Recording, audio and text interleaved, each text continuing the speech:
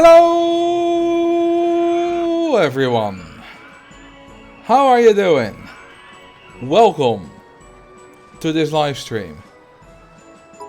It's a good day to say Hottentotten tentoonstelling.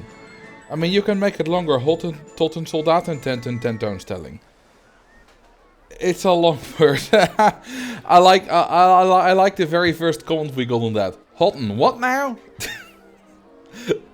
Like an American redneck. Hotten, what now?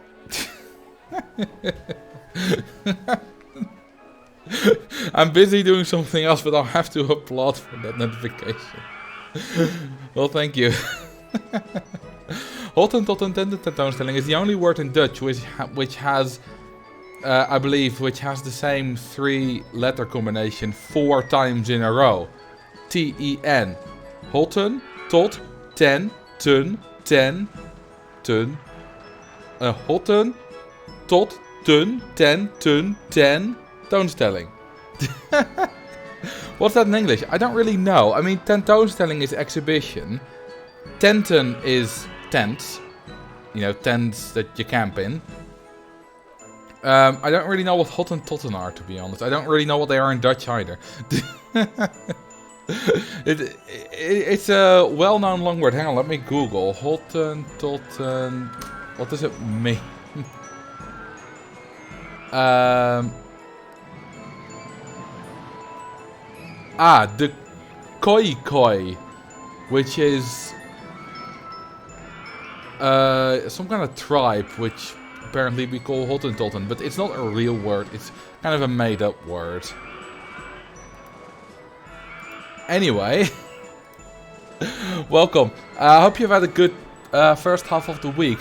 It kind of feels like Sunday to me, because I haven't really had a normal first half of the week. Felt more like a weekend.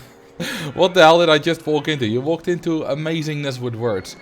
Anyway, thank you for the 12 months Major Geeks and the 5 months stamp test. Yeah, sub-anniversary. That's also a made-up word. And thank you for the bits, Major Geeks, as well. About as made up as stringing nouns together in English. You just add spaces in English. Yeah, people always go on about, you know, long words in Dutch and whatever. But, let's see. Is this the one? Do we haven't unlocked here? I want to quickly show something. No, you know what? I'll just open up my test park. Tycoon Park will have it. There's also a park, so it has a bit of background noise. Alright, let's see. Hey, there we go. Reverse freefall coaster. That's, you know, a normal English 3-word sentence. Or description, noun, whatever you want to call it. If we now change the language to... where's the language? Here it is. To Dutch. Now it says... Oh, achtbaan met achterwaartse vrije val. I thought this was going to be achterwaartse vrije val achtbaan. Has that changed? That's weird. Because it used to, I'm pretty sure, when Cody said it to Dutch like a few months ago, it used to say achterwaartse vrije val achtbaan in one word. But that's just achterwaartse is reverse, vrije val is free fall, and achtbaan is coaster. So it was basically the same, but without spaces. That's kind of how the Dutch long words work. They're not really all that special. That's like the saying that Eskimos have 50 words for snow. That's technically true, but that's just because when they say yellow snow, they kind of combine it together. And though they do, but that's just because they remove the space. So technically everyone has that. What's it in Dutch? Okay, they have Dutch, German, Deutsch. They have spaces there, because of course German is also very well known for their long words. One of the OpenRCT2 developers in Dutch is Dutch. Well, the one you think about is probably Gymnasiast, Michiel. But there are more. Brox is Dutch as well, Broxier. And I don't know exactly who are all OpenRCT2 developers, and who are like contributors and whatever, but at least 2. Anyway, what we're gonna do today is... Oh, drown guest 69. I can quickly do that. I can't quickly do that. Apparently, we... Why do we still have guest 16,000? There are like a few really old guests in the park, and then it started like... These must have taken forever to build, but this guy has been in the park for 92 hours. This is Tycoon Park, by the way, which you unlock by completing all scenarios in Roller Coaster Tycoon Classic. I got mine from Stu. He sent me a save file, I turned it into a scenario. And he's been on so many rides. Pretty much everyone in the park, probably. He's got a lot of stuff. He's been on... Oh, hang on. I kind of want to see what rides he's been on. 255 rides, which might just be the maximum that it counts to. 132 items of food, 85 drinks, 37 souvenirs. Wait, 37 souvenirs? Has he bought like 30 balloons or something and lost them all? Presumably we have balloon stalls. Yeah, we do. Because guests won't buy the other stuff twice, I think. So, presumably all the other stuff is just souvenirs. It's just balloons, I mean. Well, then I'll drown guest 69 in the park we're gonna build today. Which is Alpine Adventures. Also, if you look at this is interesting. The OpenRCT2 team, developer team, have reordered the scenarios in terms of difficulty.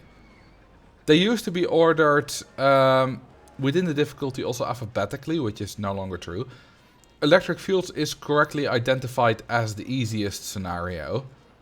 And Rainbow Summit is, in my opinion, correctly identified as the most difficult scenario. Because I had it as the most difficult in my list of most difficult scenarios. Although, it's a bit weird seeing it like this, but it does make more sense. Empty airfield is down here. It's not the most difficult, it's just very difficult if it's in challenging parks and the very first one as well.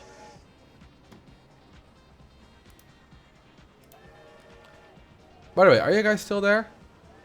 Not seeing a lot of chat compared to usual. Yeah, Rainbow Summit is quite difficult. Although it can be easier than Empty Airfield comparatively, because if with the normal difficulty, you get Empty Airfield so early. Ah, you're all still here.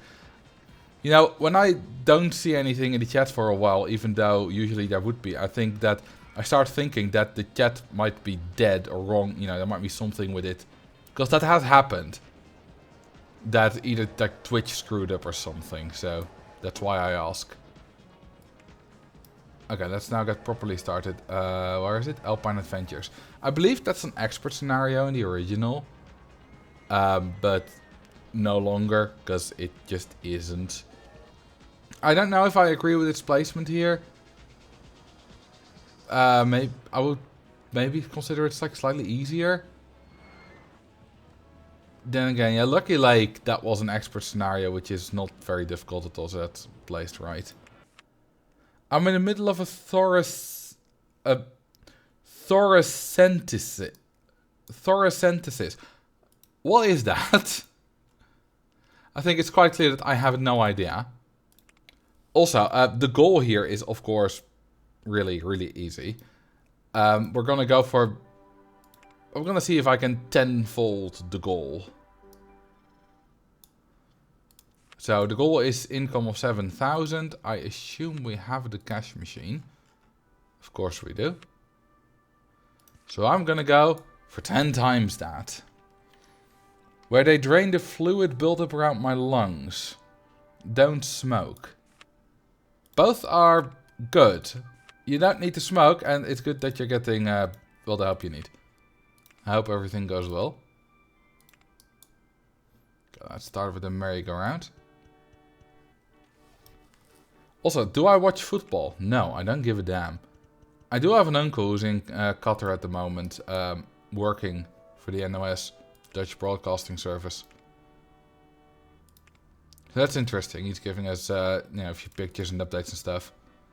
And considering I also do editing for a job. It's interesting to see all the whole setup he's got. Send a few pictures of that. That's cool to see. Marcel is a speed skating guy, if I remember correctly. I am. And literally none of you are. Well, maybe like one or two, but every time I've asked, is anyone here into speed skating or did you watch the speed skating this weekend?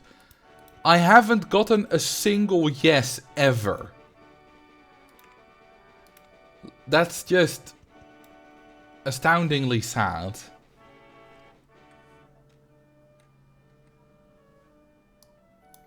What is speed skating?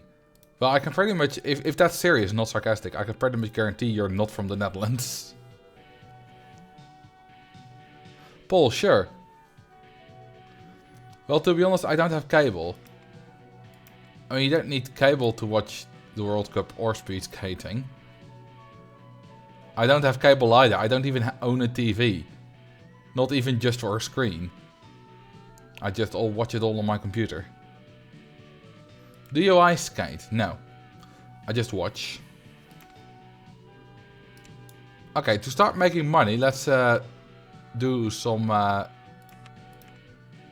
speedrunning strategy. Which is just building a launched freefall.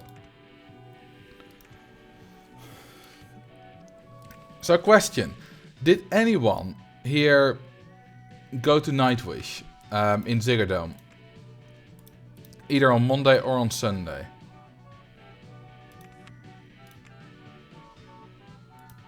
Kind of want it like this. Yeah, that looks good. The band. Yes.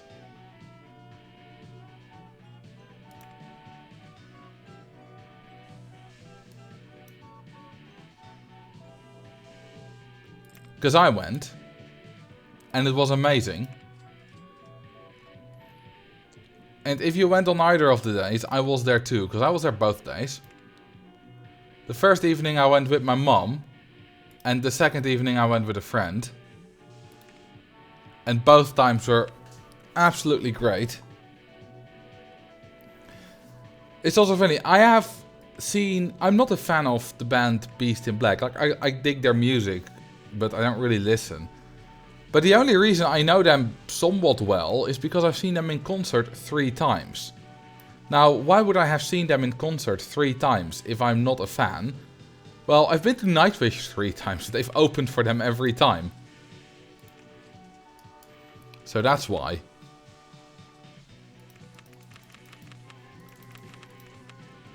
But yeah, of course, Nightwish was the main act. I know one song by Nightwish and that is Nemo. They did do Nemo. Which was pretty rad. It's not my favorite song, but then again, Nightwish has a lot of good songs. But I do quite like it. Let's start advertising. Oh, we need to stall first. I kind of want to do this without altering the terrain to make the park a bit uglier. Because it's gonna be ugly if you don't alter the terrain. That's funny. But the most interesting thing is, okay, so you see Nightwish has this song called Phantom of the Opera. I mean, they didn't write it, but Thomas, the keyboardist, wrote an arrangement for it. They recorded it for their album Century Child in 2002. And they performed it live for the next 3 years regularly. With their then singer Tarja Turunen. But then she was fired in 2005 and they never played it again because it was kind of her song, and even though the next singers did play and sing the song like other songs by Tarja, they never did Phantom of the Opera, which was really unfortunate because it's a fantastic song. But then Floor Jansen went on the Dutch singing show, TV show, The Beste Zangers, which translates to The Best Singers. And there she met someone called Henk Poort. Now he's quite special because he was the Dutch Phantom in the Dutch production of the Phantom of the Opera. So he knows the song quite well, although he saying it in Dutch, obviously. He's kind of an older fellow. I think he's like 65, 70. So, you know, he hadn't done it for a while. Oh, thank you for the 6 months, which week? Busy finishing college, but I figured I'd pop in and say hi. Well, thank you. Welcome. And then they performed Phantom of the Opera live, which was really cool. But not only that, then they also did it live at Floor's solo shows, which I've also been to, 2020 that was. Not only that, they even did it live with Nightwish on both nights at the Ziggo Dome, where I was. And that was absolutely amazing. I absolutely loved that. I didn't expect it at all. I wasn't expecting the Phantom of the Opera. Even when they started playing the intro and Flora was singing the first verse, I was still not expecting Hank Port. I knew there were rumors that they were gonna do it at the Nightwish shows, but that was 2 years ago, because this show is 2 years late because of Corona. But then Hank walked on stage, and that was just amazing, and they did a stunning duet. I'm really happy to have seen that. Now, I've seen their duet before, but when they did it on Floor's show, that was a little bit more of a dialed back. So that was less metal, so to say. And this one, well, went hard. Also, I want to make things easy. So I'm gonna get the prize manager. There we go. Nightwish is going to be on the 70,000 tons of metal cruise. Hell yeah! You'll have a great time. Did we drown the guest yet? No, we didn't. Let's see, we have guest 69 by now. Well, can't drown them quite yet. Also, what's up, Cody? Yes, it's Christmas time.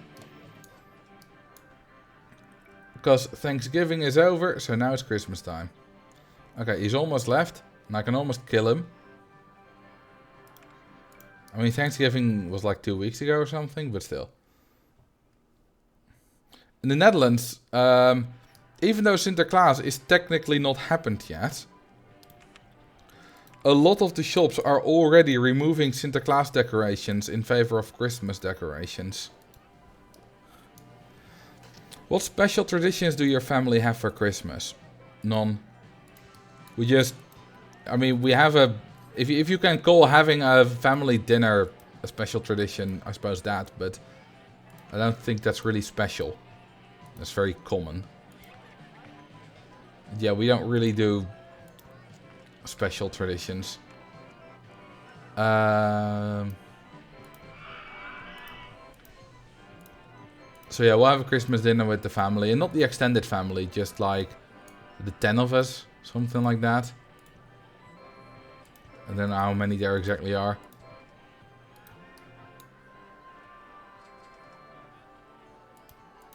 But it's always very nice. And yeah, of course, my parents will have a Christmas tree, and but that's all very standard, you know, and all their Christmas decorations. My mum always makes these biscuits, the American kind, so sort of like scones. With sausage and cheese. That sounds nice. No, we don't have anything like that. We do have oliebollen at New Year's, but that's not really an us thing. That's just a Dutch thing. They are very nice though. My mom always makes her own, and they are always the best. Like, you can't beat my mom's oliebollen. It literally translates to oil balls. And it's basically just dough with raisins in them. Boiled in oil. Alright, let's start building the first coaster. This will be ugly.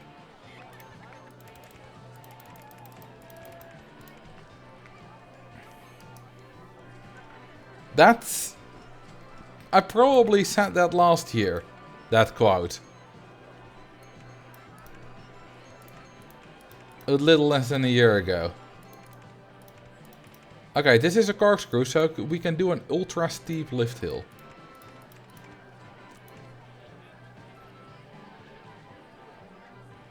Any Dutch apple pie in your family meals? No, but Dutch apple pie is quite popular in our family, and we'll often have it for like birthdays and whatnot.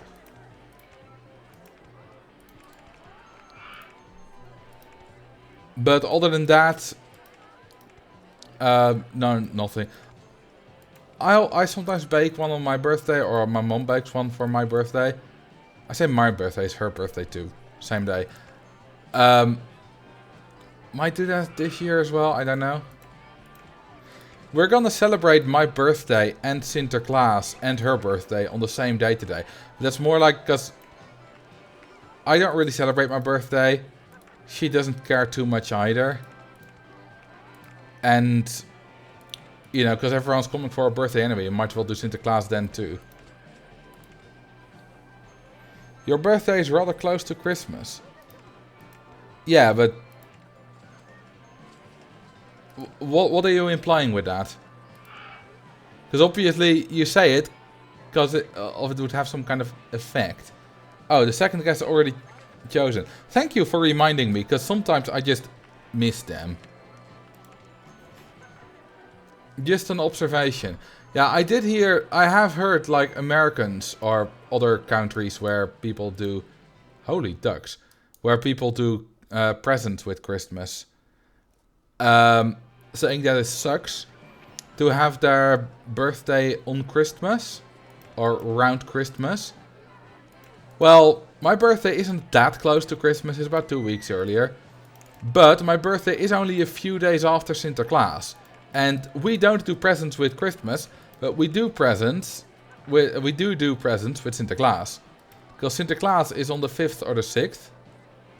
And my birthday is on the 10th. So it's very close, but it was never an issue. We always just did Sinterklaas and the birthday separately.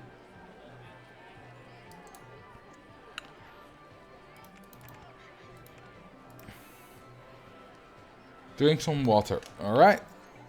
You should all drink some water too. Or anything else that's hydrating and not unhealthy.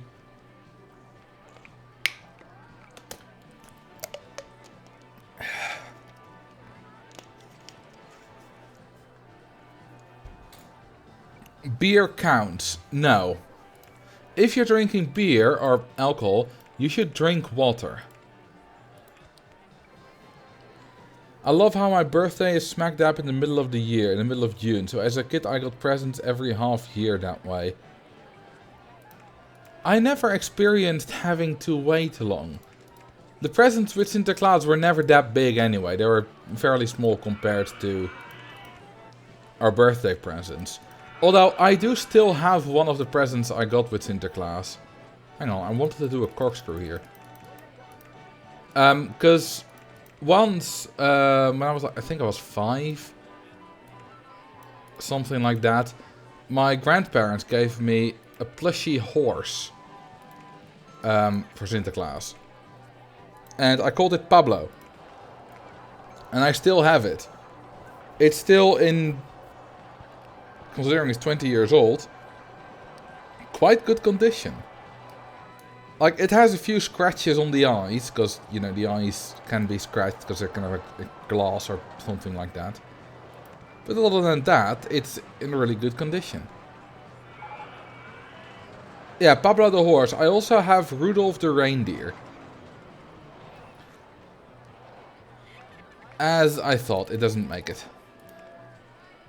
You know, as a kid, I had a lot of plushies, but my main 3 were Pablo the horse, Rudolph the reindeer, and the absolute main one was Mouse the mouse. Now, that's even less imaginative and creative, because mouse is literally the Dutch word for mouse. So, she is basically just named Mouse.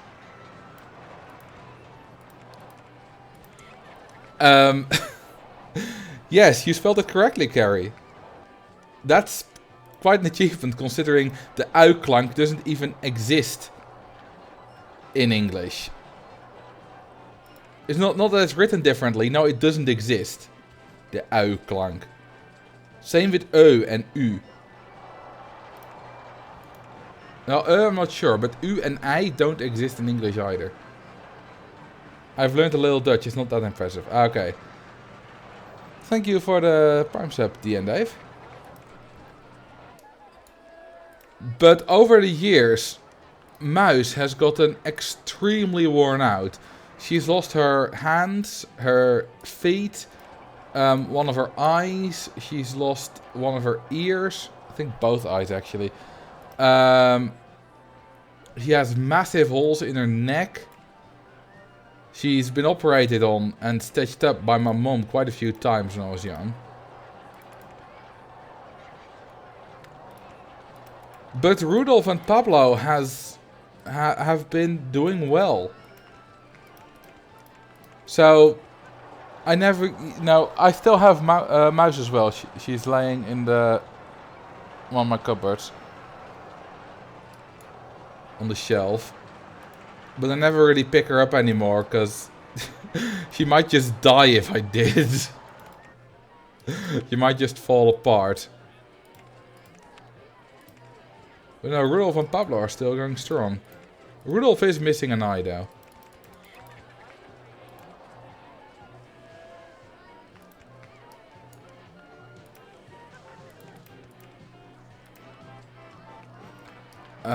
God. Connecting these kind of things is a bit of a nightmare. Yeah, that doesn't work.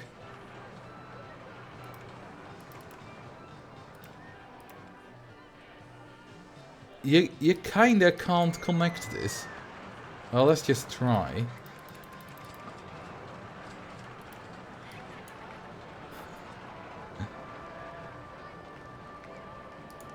It's also funny, because there's nothing indicating that Muis is female. Yet she always was. For some reason. You know what, I'll just build this on the other side and connect it like that. Okay, yeah, you just kind of have to do this, otherwise you can't go straight.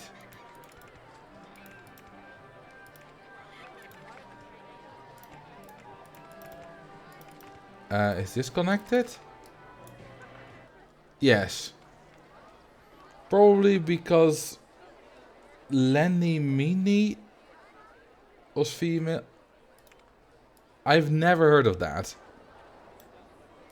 I think.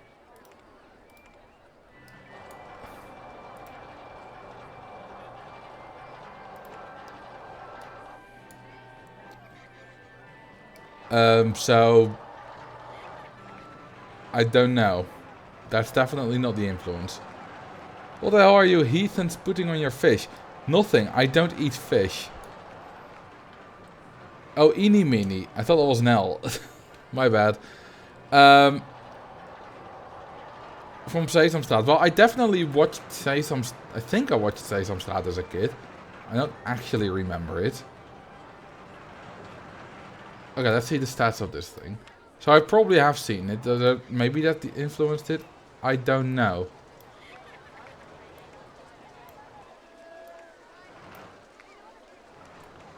Nah, no, that is like icy blue. Like that. Oh, I don't think I have an info kiosk. And it's time for $20 umbrellas.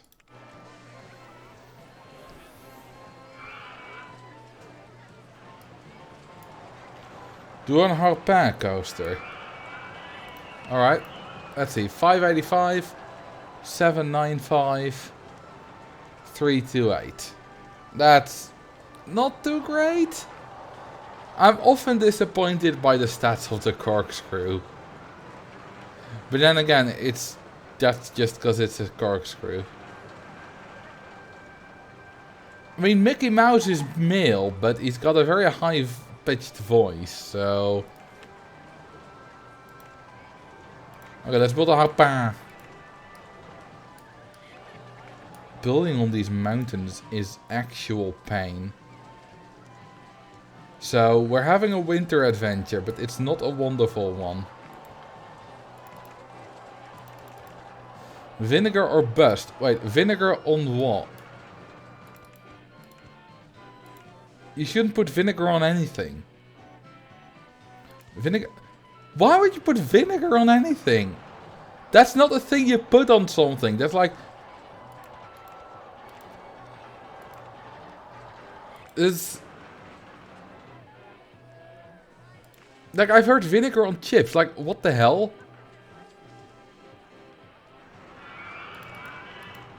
Like, no, that just makes them... Or it's like a different kind of vinegar.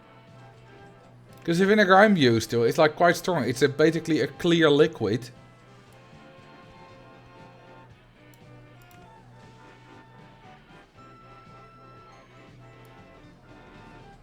So... It's just... Is it something different? Malt vinegar? I don't know what malt vinegar is. Okay, it is something different. Well, that makes a lot of sense. Also, this coaster is gonna be intense. People put vinegar on their sub sandwich. Like, the only thing I know about vinegar is the vinegar I know. And that on a sub sandwich would be... I could just... Yeah,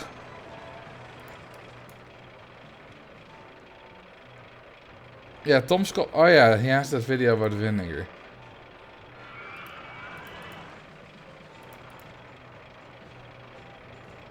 There are lots of kinds of vinegar. I only know one. I don't even have vinegar at the moment in my home. In my house.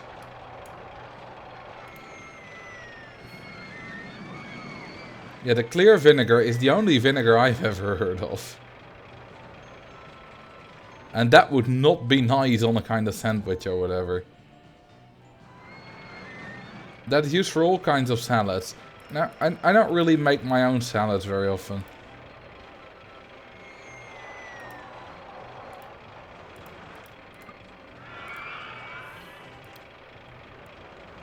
Malt vinegar of fries, chips, or whatever you call it in other countries. We call it patat here. Or friet. Depends on where you're from. Like, one of the big discussions in the Netherlands is whether it's patat or friet.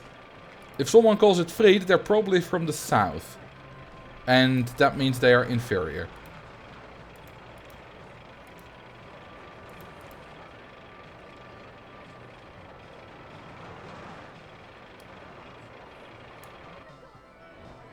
It is patat, I'm from the south. Well, that means you're not inferior. Because you're pronouncing it properly.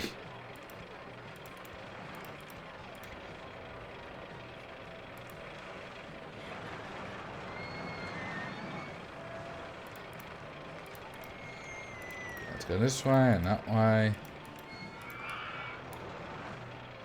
I need to get to the other side of the station.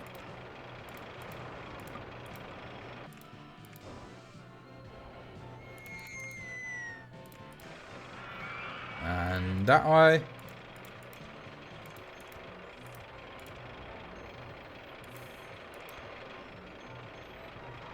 You need to up your vinegar game. I'm fine without using much vinegar.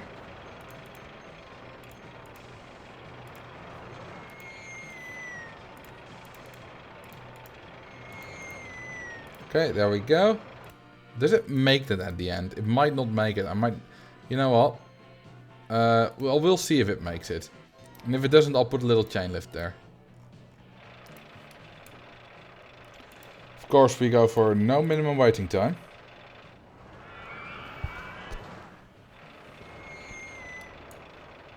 Okay, so far so good, but we had already seen that. Does the Netherlands have pizza? No, you can't find pizza anywhere here. It's really strange, considering it's fairly popular among Dutch people, but I have never seen a pizza here. Like, when we go abroad, we all eat it, but it's kind of odd. I have pizza right now. I'm so jealous. I wish I could get pizza in this country, but unfortunately I can't. That way. Actually, this is not the proper place for the entrance building.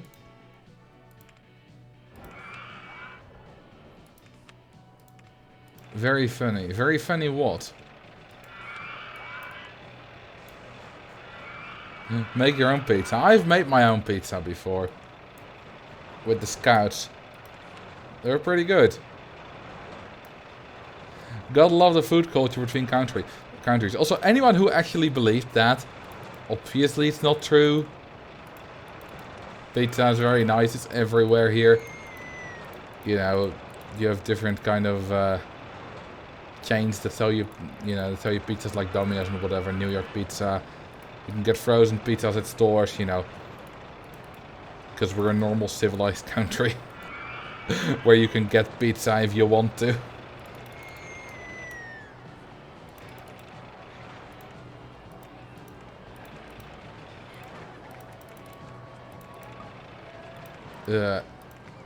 Okay, now we go that way. Oh, I legit believe pizza wasn't available in the Netherlands. Well, it is.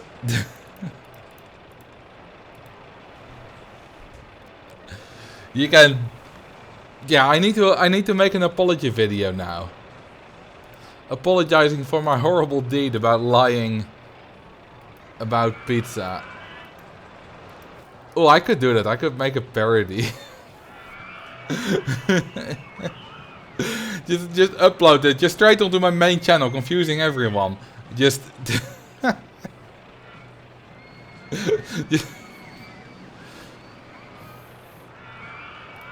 just saying I'm sorry about lying about the existence of pizza in the Netherlands.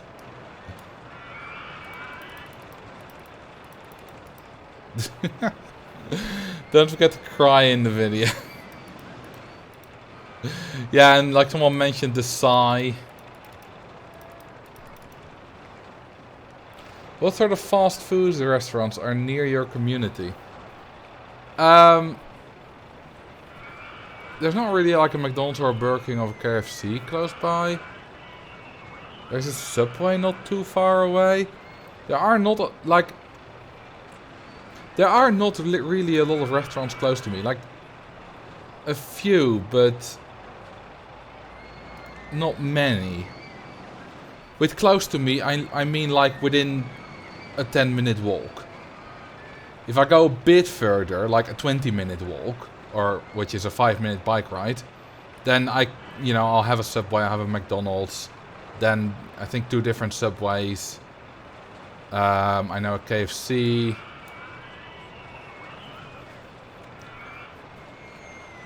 So that might be different from your definition of close by, especially if you're used to driving everywhere. But yeah, I consider myself of not having a lot of stuff close by. What's your favorite fast food restaurant? McDonald's. I don't really often go to fast food restaurants. Well, maybe Subway. I used to order from there fairly often, like once a month. Well, once every 2 weeks sometimes. I really like Subway. I like Domino's too. Alright, I forget. I want to use the other trash bin because that one looks nicer on the snow. Subway is a little bit healthier than McDonald's. Yes, it is.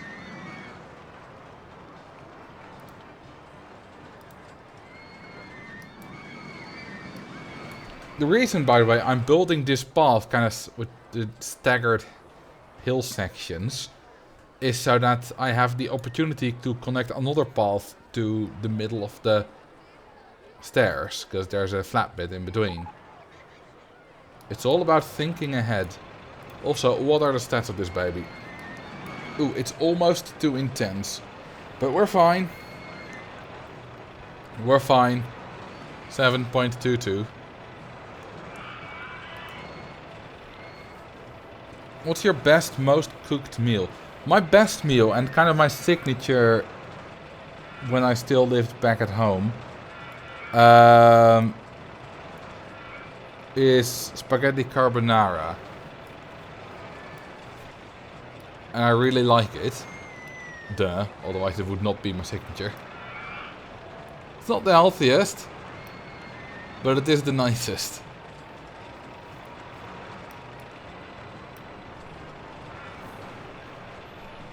Yeah, McDonald's fries are really, really good. That's true. Did we just have a crash?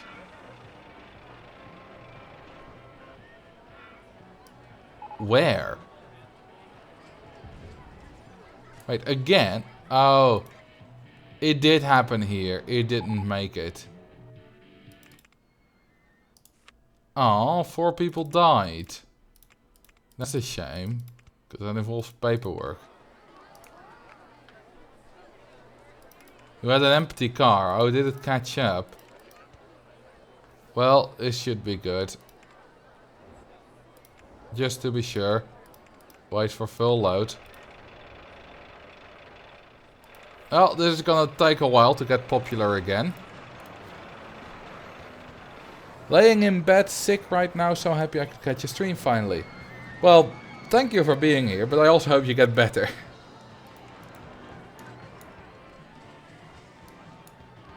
Alright, let's build the next coaster. We are already making good money. Hey, we've just beaten the scenario. We'll beat it at the end. Because we only need 7k. Which is just nothing. Basically.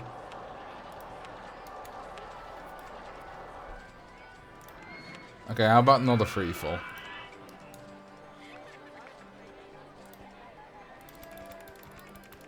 What's the goal again? We've already passed just making 7k in a month. Which is just ridiculously easy.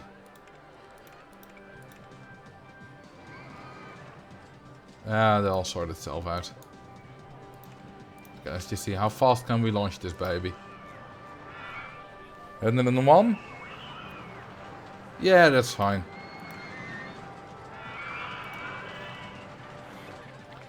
Already doing better than the guests that just died. I wouldn't count yourself lucky just yet. Because it is me streaming. So you are in danger too. Let's give this a color.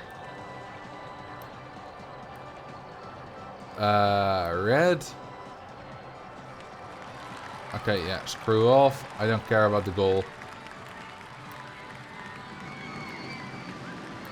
And then some white. And a bit of blue. Yeah, that's fine. Name a guest, sponsor Max videos and drown them. Well, look what I told you. Sponsor Max videos. I want to go on something more thrilling than Spiral Slide 1.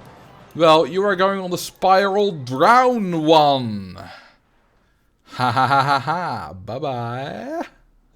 Drink some water. Oh, you want me to drown too? That's very nice of you.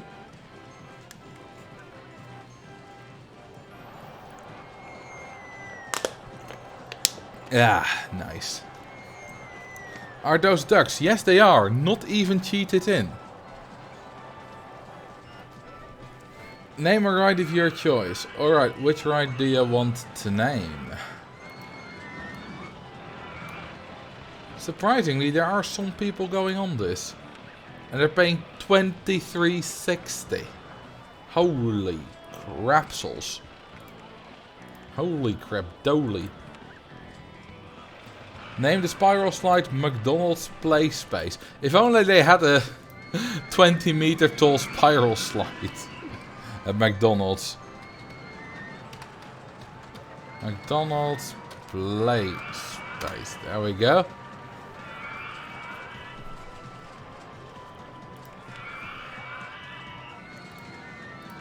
Okay, it is time. And I think Yeah, you know what I'm gonna build on the... let's see, what's the soft cast cap at the moment? Probably like 400? Ah, almost 600.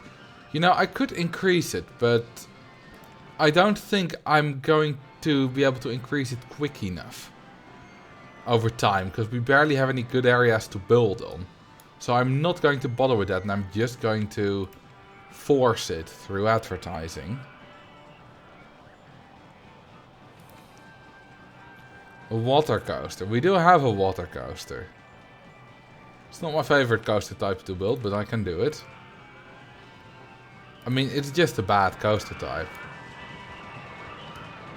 It's basically a junior coaster, but a lot worse.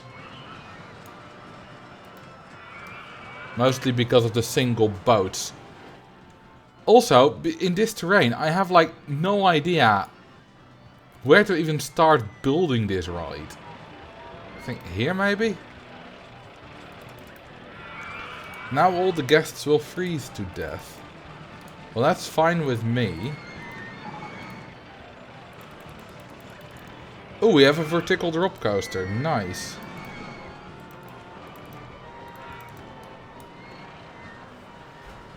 Also, I'm really excited for tomorrow's video, if I finish it in time. I still have to edit a lot.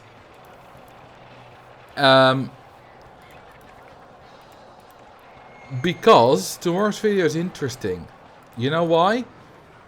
It involves RNG manipulation in Roller Coaster Tycoon 2. Which, to my knowledge, is the first time that's ever been attempted.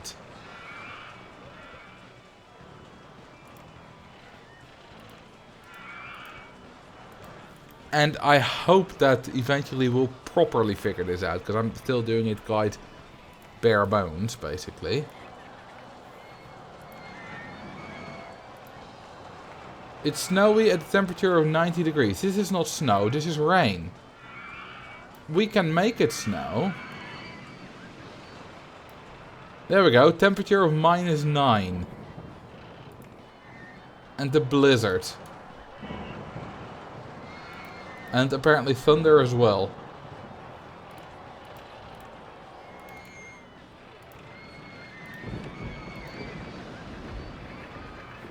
Hell yeah. Make it snow, make it snow, make it snow.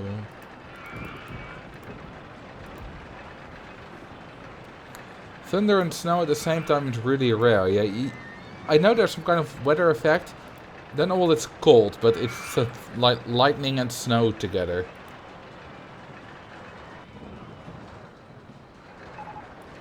Okay, time to break with that stuff. Thunder snow. How ingenious, you just combine the words.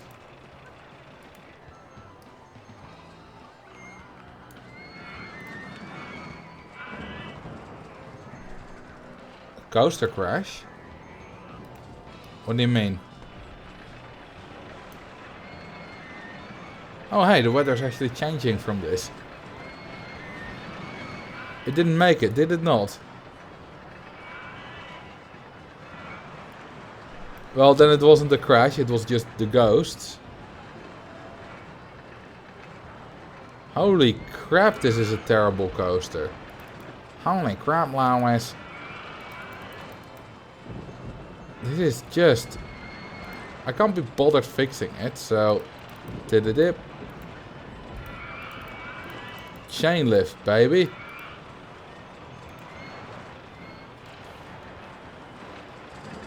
This should make it.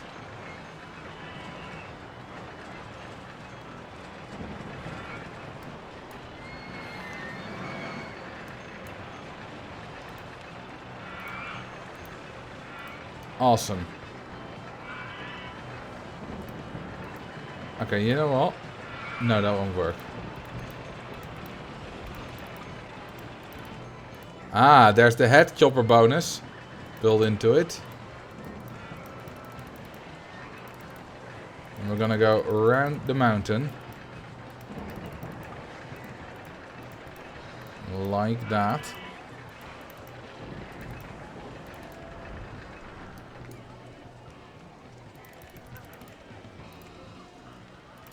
Alright. We can open up this baby.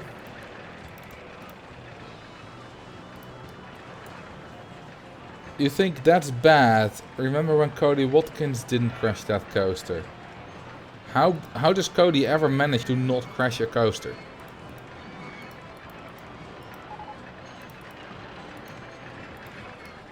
Like, he is a force of crashing coasters.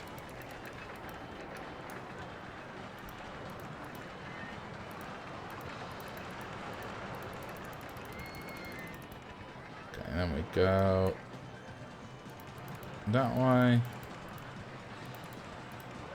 And that's a connection. Has anyone ever heard you order and be like, are you Marcel Vos? No, because most of the time I go to like fast food restaurants. I don't go there, I just order and have it delivered. And I don't call in to order, you know, that's all just online. But I have been recognized in public by my voice once. I was still at uni, I was giving a presentation and they knew my name. Because, you know, we were in the same tutorial group. And they knew my name. And after the tutorial they came up to me, hey, I like your videos. Which was very nice.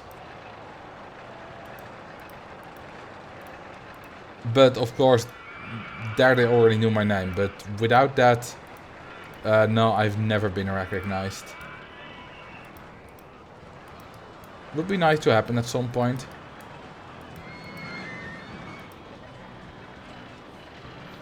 How are you doing, Marcel? I love watching your videos on YouTube. You are amazing. Well, thank you. Shadow Commando. Commando? Neither of the two. What's your favorite fast food place? Well, my most frequented one is Subway, although I only order there. Favorite one to go to is probably McDonald's. I haven't been there in a few years though. I don't really go to fast food places often.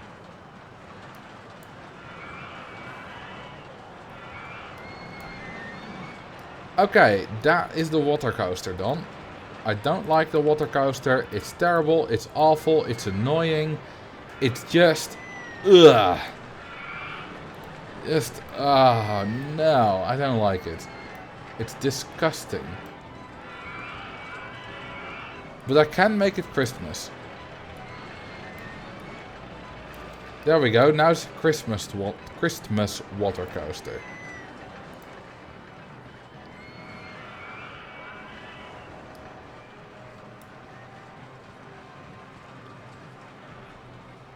There's nothing to like about it. Oh, it's a pun about it. Nice. Also, I do get recognized online fairly often. My Reddit username is well known enough that I sometimes get recognized in different subreddits when I comment. Most often the subreddit of the Netherlands. I mean, well, obviously the subreddit of Roller Coaster Tycoon, but that doesn't really count. Because there I'm not really known as the YouTuber in the Roller Coaster Tycoon subreddit. I'm just known as me. Because I was already in the community. Because I was already, you know, known as me before I ever did YouTube within the community. Because I've been active in the community for like 2 years before I did YouTube. And even then, most of my activity was still not on YouTube, but still, you know, on Reddit and on Discord. Ooh, can we... did it make a loop after this? I think it doesn't. No. Okay, that's a shame. But also, for example, when I went to the Factorio Discord, when I played Factorio, I got recognized there when I'm a member of a partnered YouTubers Discord, which, you know, you only get access to if you're partnered. And it's very, you know, very nice to learn things. And I've been recognized there a few times as well. It's always lovely.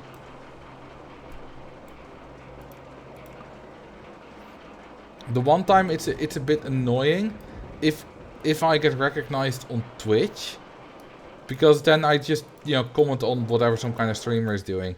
But and if I then get recognized, it kind of is made about me, and I don't really want that.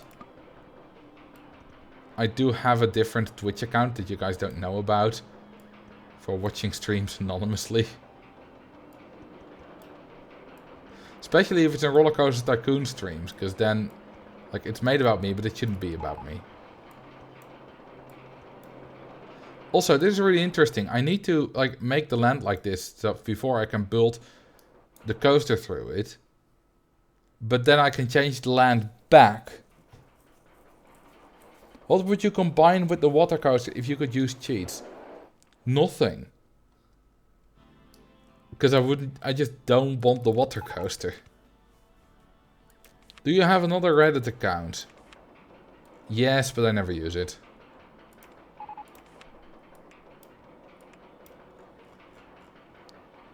I noticed you don't use a hold for drop on the vertical drop coaster. Is that a reason?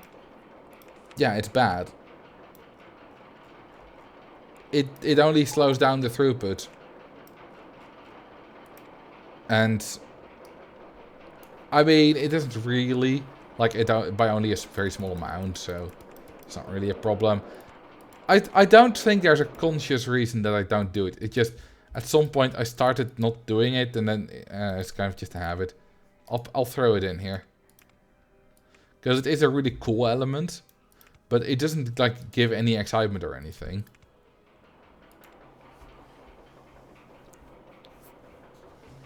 So no, it adds nothing. Marcel had to throw away Reddit accounts for his Am I the Asshole posts. I used to frequent that subreddit a lot and even commented on it a few times on my main account. But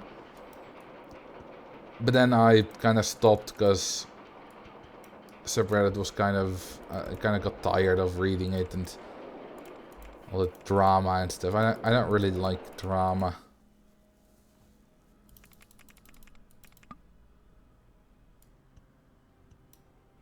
Yeah, because I need to erase this. And then build that. And now I can put it down again.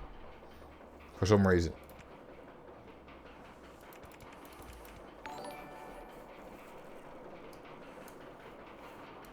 The problem with the Am I the Asshole subreddit and Reddit in general and people in general, and me as well, is that we as people often see things very black and white, and on the internet that's even more the case than in real life.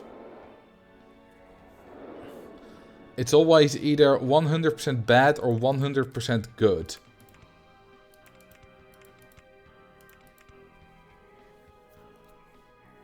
The Alpine coaster. I don't have the Alpine coaster. Or do I? No, I don't. So that's not gonna happen. Unfortunately. It's in the game, yeah. Yeah, but it's not in this scenario. Also, fire all the staff. And thank you for the follow, Trimmer Shake. Well, there goes the staff and the park rating. Cheated in. This is like a perfect map. But I wanted to do this one without cheats. I don't really feel like building that.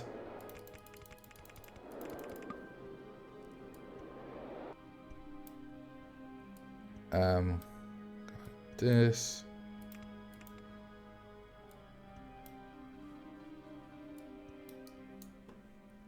And then after this, I'll finally have to do a turn.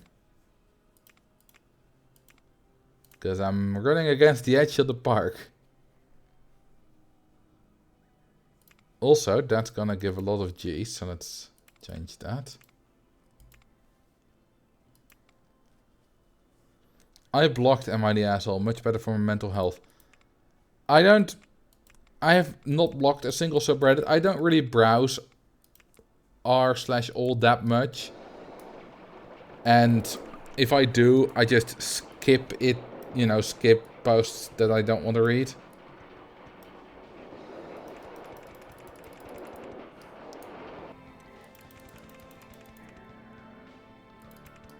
Okay, time for a loop. And another loop. And another loop. This is a very expensive coaster.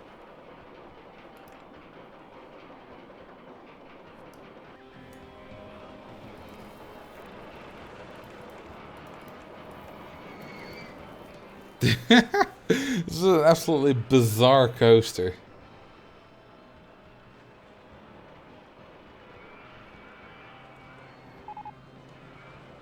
The reason I browse r/all is to see if anything interesting shows up from a subreddit that I might not really know about and might be interested in. Okay, these are too high up. But now I mostly browse the ones I'm subbed to. I like Change My View. It's a discussion subreddit about changing people's views. And sometimes you get absolutely ridiculous views there.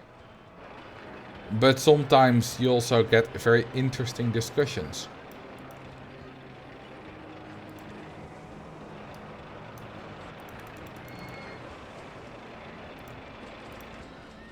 So we're at 10.5 meters with the station.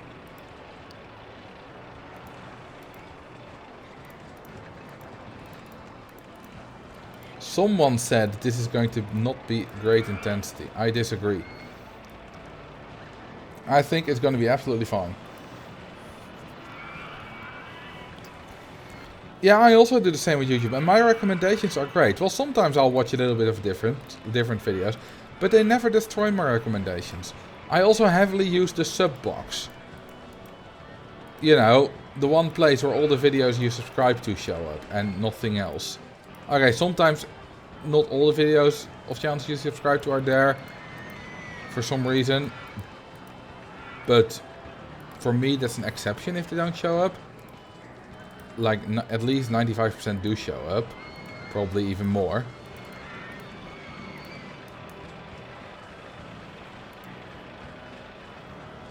I had the idea that it'd be cool if OpenRCT2 made modified RCT1 scenarios that modify the stuff you get with a lot of new stuff added in RCT2 and the new coasters in OpenRCT2. Sure, if that's like a separate project. I like the many YouTube channels of Simon Whistler. I can't stand Simon Whistler. It's the bald guy with the beard, right? I don't know why, but I can't stand him. Nothing to do with him personally, but it was like a few years ago, I watched like one of his channels, probably his only one at that point, because I believe he wasn't as big yet. And there was just something in his presentation style which just doesn't vibe with me. And now whenever I see a video, either with his face in the thumbnail, or I click the video and I see his face presenting it, I just click away.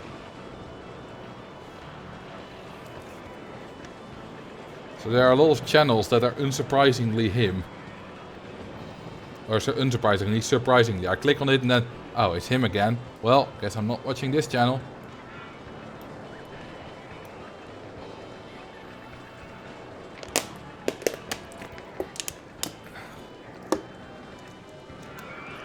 I love to learn stuff too. I watch a lot of educational channels.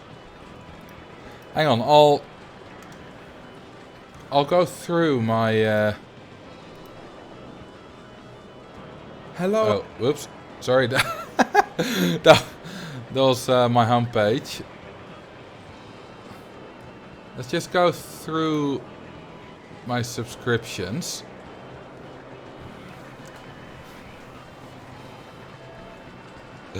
Yeah. Hello everyone, and welcome to another video. There are all kinds of ways to restrict yourself to make more interesting coaster designs, and one of the ways to do that is to limit Okay, now I thought I could maybe talk along with myself, but this is too long ago. I don't remember the script. That's not gonna happen.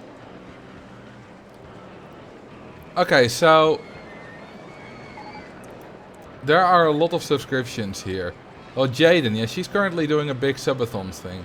I'm not really watching the subathon, but I do watch her other stuff. Seek is, I think, a Russian guitarist. She's really good. Abacaba, some kind of statistics channel. Alex S, another Russian guitarist. Ancient History, Alternate History Hub, Ancient Americas, Articulations, and like this is all these three, and Ace of Science as well, which I don't really watch. Atlas Pro, Atomic Frontiers. These 6 in a row are all about learning stuff. Baby Metal, there's not really much use in being subscribed to the channel, but whatever. Rarely Sociables, about creepy stuff that's happened. You know, creepy storytelling. BWO, Minecrafter, Great Builder. Beyond the Dark, I don't know. Probably like, I think creepy storytelling. Bill Wirtz, well, he's Bill Wirtz. Bobby. Hey, I'm subscribed to that guy. Earlier today, I watched a Simon Clark video, and he credited Bobby Broccoli. Oh, it's this guy. So that's where I recognized the style of the video from. These are amazing videos. You should absolutely watch these videos if you get the chance. This documentary about the man who tried to fake an element, 1 hour 20 minutes long, it's amazing. It's absolutely amazing. And yeah, Simon Clark credited him in a video for inspiration today, and it was really good. Brian, Rollercoaster Tycoon YouTuber. Brox, you all know who that is. He's made some Rollercoaster Tycoon videos too, but he doesn't really make videos. Captain Disillusion. He takes popular videos. For example, if you go back, UFO on the Moon, Static Helicopter Blades, Mobile Drone, and he just debunks them. He's also done a couple of videos on like interlacing, resolution, frame rate, just how stuff in video editing works, which is really nice. It's a good, very good channel. He's been at it for a very long time. Let's see. CPG Grey, you all know who that is. Explanations, learning stuff. ASMR. Chill Fuel, another creepy storytelling channel, but all real stories. City Beautiful is a city planning channel. Classic Ads. I don't know, who's that?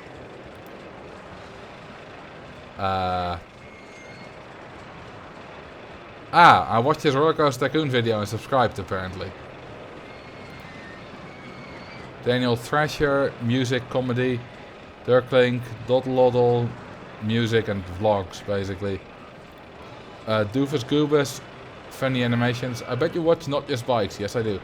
Elise, Freshwater Blizzard, Caving channel, and sort of short documentaries, very short. Epic Rap Battles, which I don't really watch. Might as well unsubscribe. There we go. Ergolicious, don't know what that is. False Symmetry, Minecrafter, Fascinating Horror. 10-minute videos about real life horror stuff that happened. Really good channel. Oh, look at that. We have a spammer in the chat. Cool.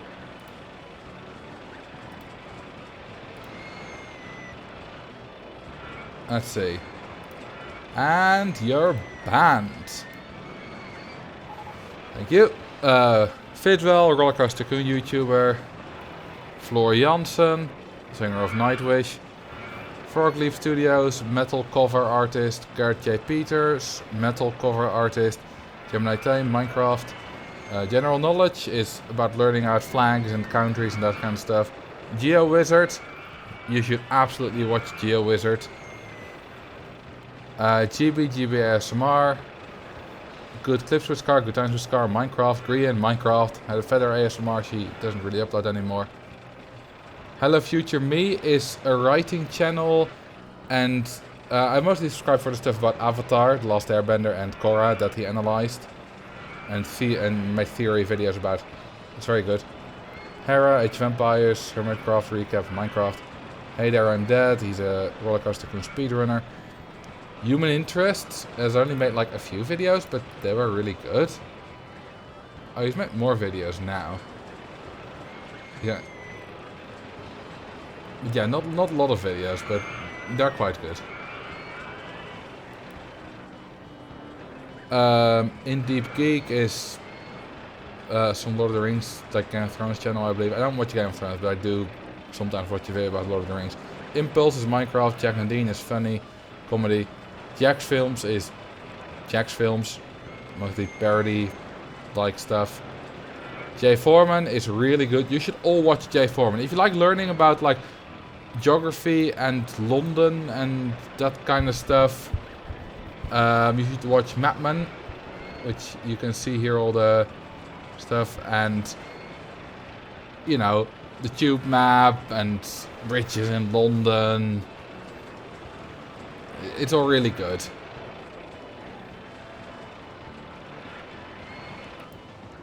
Good. Oh yeah, good. It's just it's Dutch Dutch animation, which is really funny. But yeah, they're not very active. Call Jobst, which is speedrunning. Canubis is yeah, geography as well. Candace Bay timing service, speed skating. Julian O'Shea is sort of like an Australian Tom Scott. Not as good, but still quite good. Joe Porter is music. Jay Natty Boy is on a few Rollercoaster Tycoon videos. Kurt Kazakt is amazing, also learning stuff. Let Me Know is really high quality documentaries. Like, he doesn't upload a lot, because these documentaries are absolutely TV quality. These are, you should 100% watch this. This is stunning quality.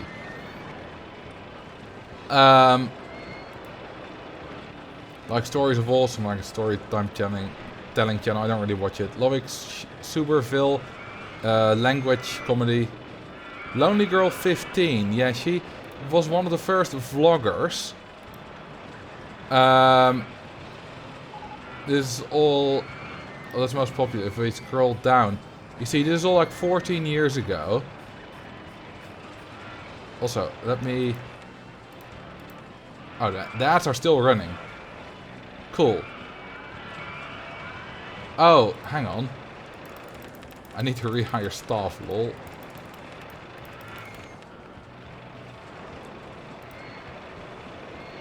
I was wondering why the park rating was so low. This is all vlogging stuff. But the funny thing is, this is not real. Like, this was a setup. This is all scripted. Not like she is the star of a show. Which is interesting. It was kind of a hoax. And it ended up being like a whole cult kind of stuff. I never watched this at the time. But then, as you can see, 13 years ago, but then 6 years ago, suddenly a new video after 7 years of silence. And when I saw that video, it was kind of a bit of a hype around it, and I heard about it, so I watched it. And I was like, huh, I wonder if there's going to be anything new. I better subscribe to catch it, if there is, and nothing happened. But if there is ever anything new on it, I'll know, because I'm subscribed. You got Marcel Dolls, Marcel Volts, my second and third channels. ASMR. I haven't seen anything from Massage ASMR in a while. Matt and Tom, Matt Gray, Matt Parker, 2. A lot of YouTube is fake. Yeah, but this kind of, most of this stuff isn't. Maytree, which is a cappella music. Mick and Mans is RCT, Minute Earth, Minute Physics, Mr. Beast. Mr. Who's the Boss, which is tech. Mumbo Jumbo, Minecraft. Musings is sort of statistic stuff. My Perico, which is like subscribe to Hercules of Hermitcraft. Animatics. Not Just Bikes. Numberphile. Ollie, Rollercoaster Tycoon. Paint. Which is, well, paint. Patine Vitesse QC, which is patin, which is speed skating. Minecraft, my brother. Philosophy Tube, which is really interesting about philosophy subjects. She recently made a video. I emailed my doctor 133 times, the crisis in the British healthcare system. She's trans. You know, if you scroll down a bit. At this point, she was still a he. Well, not really, but for YouTube, she was. And this is about that journey and how terrible it was. But there are also less personal ones, which are all really good.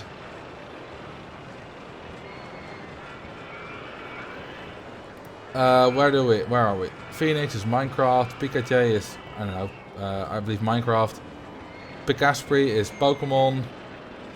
Practical Engineering is, well, about engineering. You can tell a lot about a person by the YouTube channels they follow. Yeah, for me it's a lot of learning stuff and a few interests. But a lot of channels I watch are about either video games I play or just about learning interesting stuff. PTG is some kind of channel that has like a few videos. 3 videos, I like the animation, so I subscribe and then they never upload it again.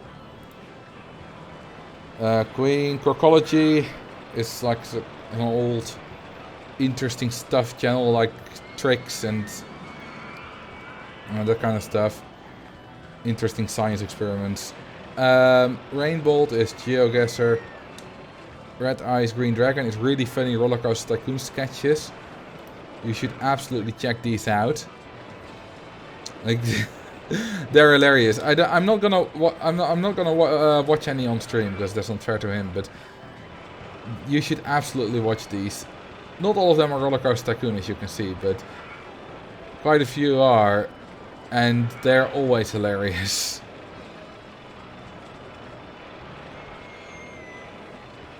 Have you heard of Nerdforge? I've heard of it, but I don't really know what it is. Rob Scallon, music. Rob Words is language. Roland Evers, my stepbrother. Royer is Rollercoaster Tycoon. Ryan Trahan, yeah, I should unsubscribe. Is that really? There we go. Unsubscribe. Don't really watch him anymore. Sally LePage, was kind of science stuff. Samurai Guitarist is unsurprisingly music. Speed skating. Cerulean is Zoo Tycoon. At least what I subscribe for. Rechtborg. Speed skating. Seth Bling. Sharky, which is not active anymore, but also interesting stuff about learning. Silverette. Rollercoaster. Well, Planet Coaster mostly now. Simon Clark, which I mentioned earlier. Singing Banana.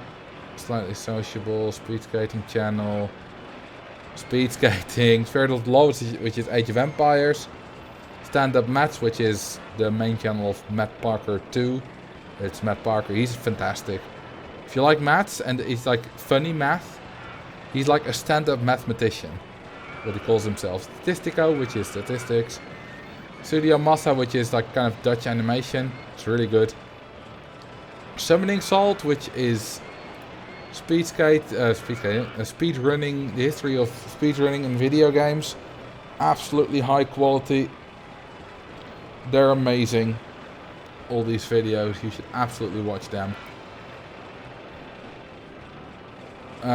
More speed skating. Oh, Sunny V2, which makes like YouTuber documentary videos. Haven't really watched a few of the latest ones. But some are interesting. I don't really like to watch too much of those because it brings me down. T West, Age of Empires T90. Then we got Slow-Mo Guys. The B1M is like building and construction. Technical Difficulties, which is more of Tom Scott. Tim Traveller, which is kind of geography in mostly France and England. J-Witch is Pokemon / Nintendo. Rising Ape is Zoo Tycoon. Tier Zoo treats the outside world like it's a video game. And you get videos like the insect tier list, our horse is overpowered, our claws overpowered. Really good. We're almost there. What do we get? Tina S is not active anymore. Guitarist. Tom Scott Plus, Tom Ska, different Toms. Cody. Twisted Translations, which is like Google Translate things. Veritasium, where you learn stuff. VK Goes Wild is a Ukrainian pianist. Vlog Brothers. Vsauce. I'm not a fan of Vsauce too. Walter Kudo, which used to do Roller Coaster Tycoon videos. Wendover Productions, really good. Watch his video on Florida today. Wintersun, Airstars is about the band Wintersun. Wonder Why is about geography and flags. Zuma Void is Minecraft. Zack Star is about physics.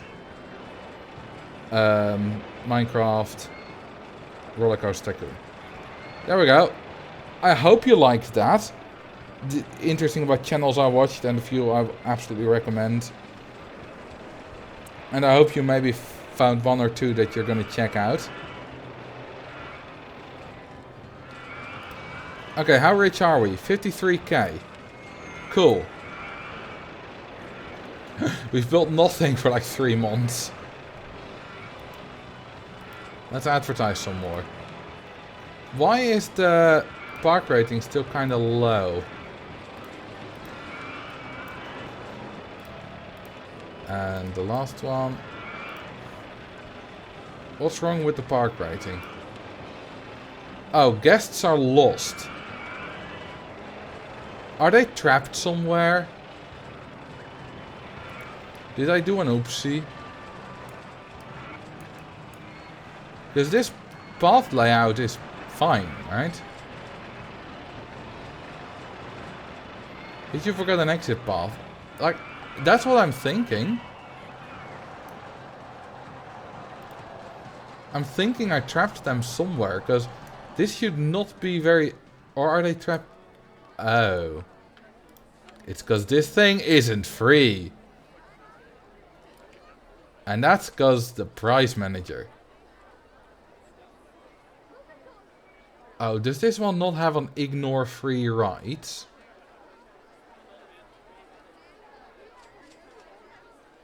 Because that would make it problematic.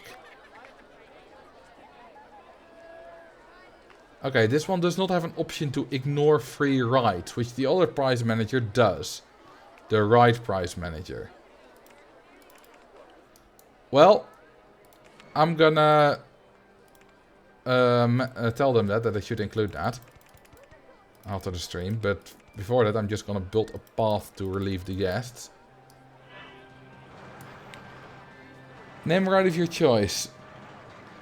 Urbona's Adventure, the one you just built. That's this one.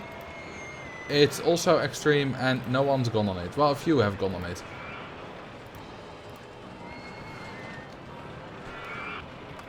Urbona's Adventure.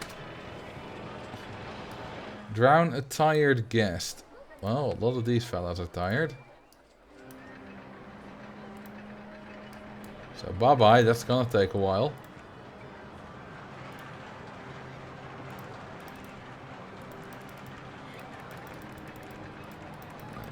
Ew, nope. There we go. They're dead.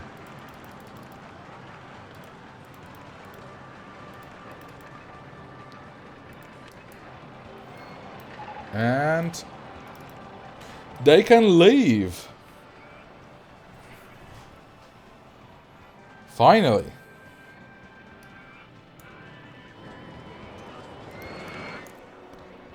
Okay, so yeah, we have a lot of positive G's. Unsurprisingly. Well, more so negative G's actually. We can probably lower those by increasing the height of these hills.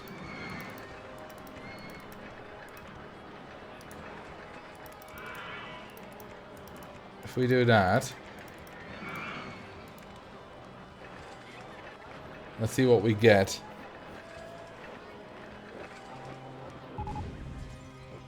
It just doesn't make it. So it's either a lot of negative G's or it doesn't make it. That's odd. Okay, how about the next hill?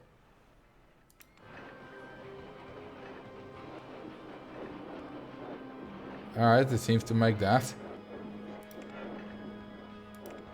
It's a little bit better, but not much. Oh, it's not there. It's at the end, that's the problem. So if I just brake here. Is that...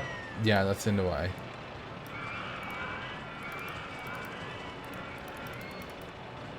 If I just do this, it's all gonna be a lot better.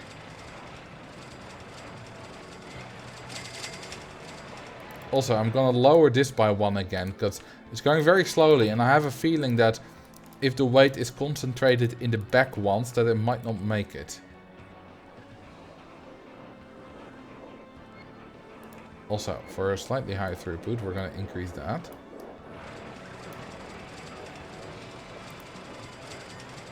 Okay, let's see what we get now.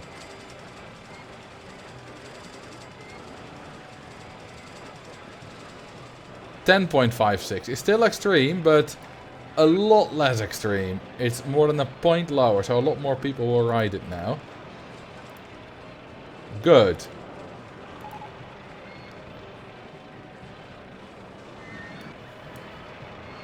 The loopings are fine. I mean, they're not, but I think they're fine. Also, getting to 70k a month is not gonna happen with these kind of breaks in between. But it was fun, wasn't it? Taking a look at my YouTube channels. So what can you tell about me that you didn't already know? Because someone, I think Carrie said that. You can tell a lot about someone by what they're seeing the YouTube channels they watch. How about one of these?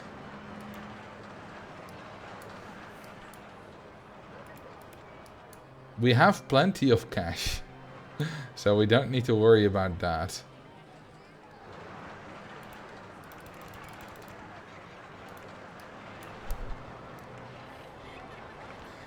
You're subscribed to a lot of channels, so you must watch a lot of YouTube. That's not directly correlated, since there are... I've known of people that are subscribed to like 1,000 channels. And I doubt they watch 6 times as much YouTube as I do. Because that will be on average like 12 hours a day, or more even. But yeah, I do watch quite a bit of YouTube. YouTube is my primary entertainment source. I don't watch TV unless it's speed skating. But speed skating is not on during the week, except sometimes on Fridays. So for any, like the entertainment that I watch, it's mostly YouTube. And why not? Like, I've shown you a couple of channels today, which makes absolutely highly, like, very high quality informational videos. Some are absolutely like better than a lot of the stuff that's on TV, like Lemino or like Bobby Broccoli or whatever his exact name was. So that it's just great. There's a lot of it. There's for everyone. There is something. You sleep a lot less than expected. What do you mean? I sleep like 8 hours a night. What did you expect? 12? Have you ever thought about streaming on YouTube? I did stream on YouTube. But then I started streaming regularly and I was like, I don't want to do that on YouTube. I want to do that on Twitch because it has more of a streamer culture. But Twitch has had a bit of problems lately and I do keep going back to YouTube in mind. And if I do, I will obviously stream on the Marcel VOD's channel. And they'll be automatically archived there. Now I just upload them manually. I recommend you watch the Bog videos on the Bobby Broccoli channel sometimes. I haven't yet, but I might in the future. I've only discovered him really recently, like a few weeks ago. I don't watch all the videos that people upload, especially T90. He does Age of Empires gameplay commentary. I may watch like 1 in 10 videos, mostly the ones with the pros. Also, someone said, I really like Wendover and his sister channel, Half as Interesting. I like Wendover, he's really good. I don't like Half as Interesting. I used to watch it when it was first launched. But then I got sick of all the unfunny jokes. Like, a lot of the videos, there were like 5-minute videos. And about 2 minutes of it was maybe content. And the other 3 minutes was poorly written jokes.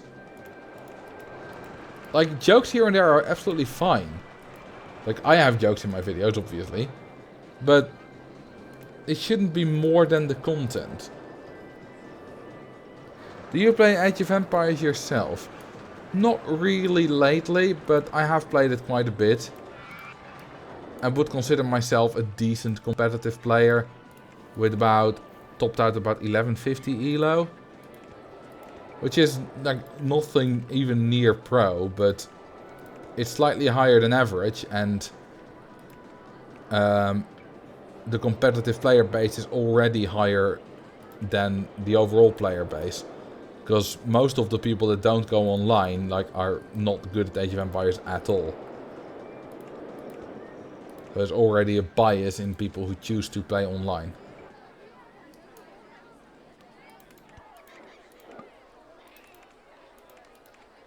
This just doesn't fit. This new spin-off Jet Lag is amazing. I got tired of that real fast. I think I unsubscribed recently. His main channel is still really good. His crossover with Tom Scott was really good as well. Also, speaking of Tom Scott, someone said that Tom Sky is the best Tom according to their board games that they played against each other on the Tom Scott Plus channel. I watched that video, the first 5 minutes of it, and then I got bored of it. I watch almost all Tom Scott videos, but also on the second channel. But there are a few on the second channel that are just a complete miss for me.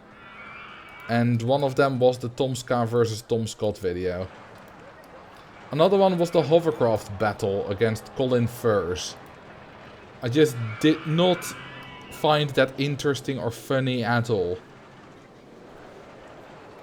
Also the cooking one, where he got instructions from someone via an earpiece about cooking. It was just a miss. His main channel is incredibly rarely a miss. At least 95% of the videos are an absolute hit for me on the main channel. But Tom Scott Plus is a bit hit or miss. Mostly hit still, but also miss like maybe 20% of the time. But that's fine. That's still a good hit rate. Just his main... The thing with his main channel is we've become used to such a good hit rate that an 80% hit rate feels bad. This coaster is so mega cool. Thank you.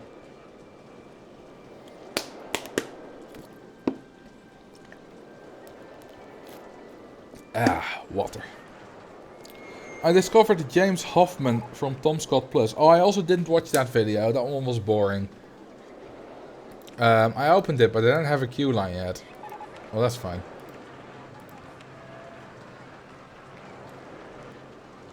The wrestling one. Oh, that one was good. Obviously, tastes differ, and one of you might find a video that I find boring, good, and all the way around. Might need some more stalls as well.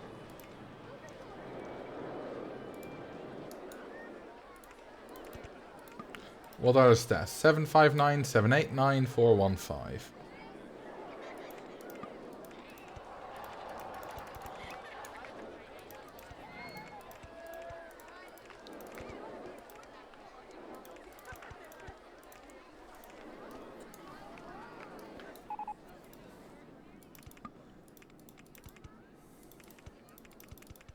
And yabadoo.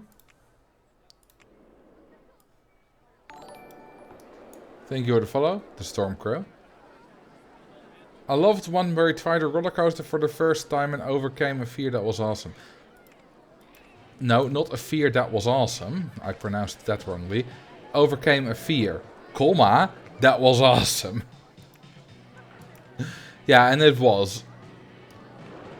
That was a really good video.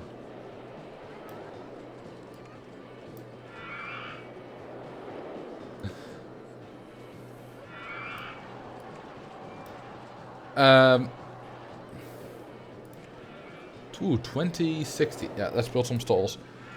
I love the concept of Tom Scott Plus as he behaves so wildly different than in scripted videos. Very insecure and lacking skills like riding a bike. What I've noticed about Tom Scott is that he is incredibly insecure.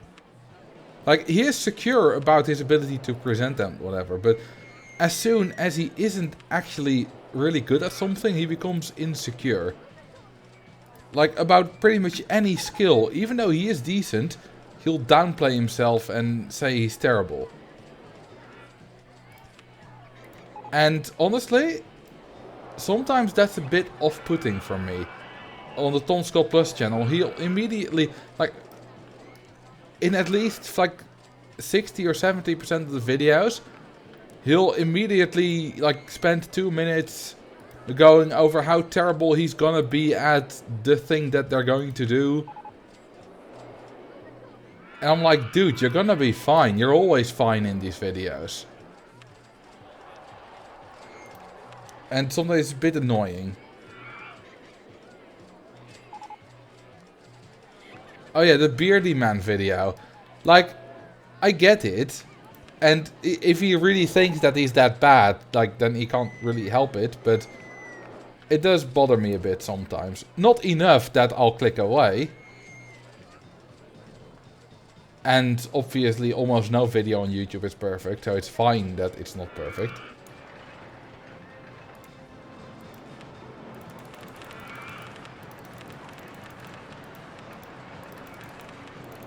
But yeah, like, criticizing that feels a bit like a dick move. But it is legitimately something that bothers me a bit about his videos.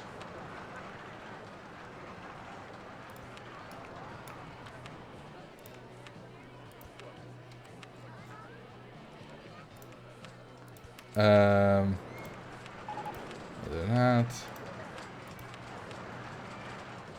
And sunglasses, why not? And we'll connect this.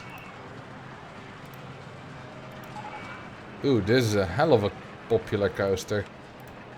Good throughput, this is still rising. They'll make a lot of money.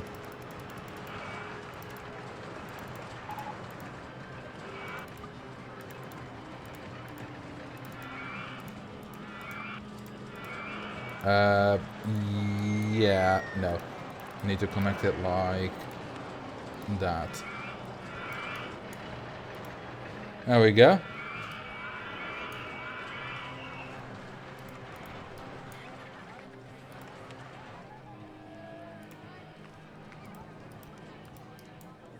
I'll go like that. Like that.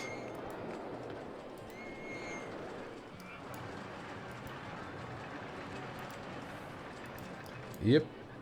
Dip. Dip. Dip. Dip. Dip. Dip. Dip.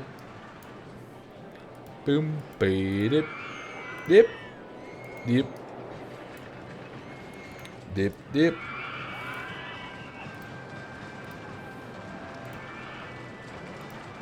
That. That. And there. And everywhere.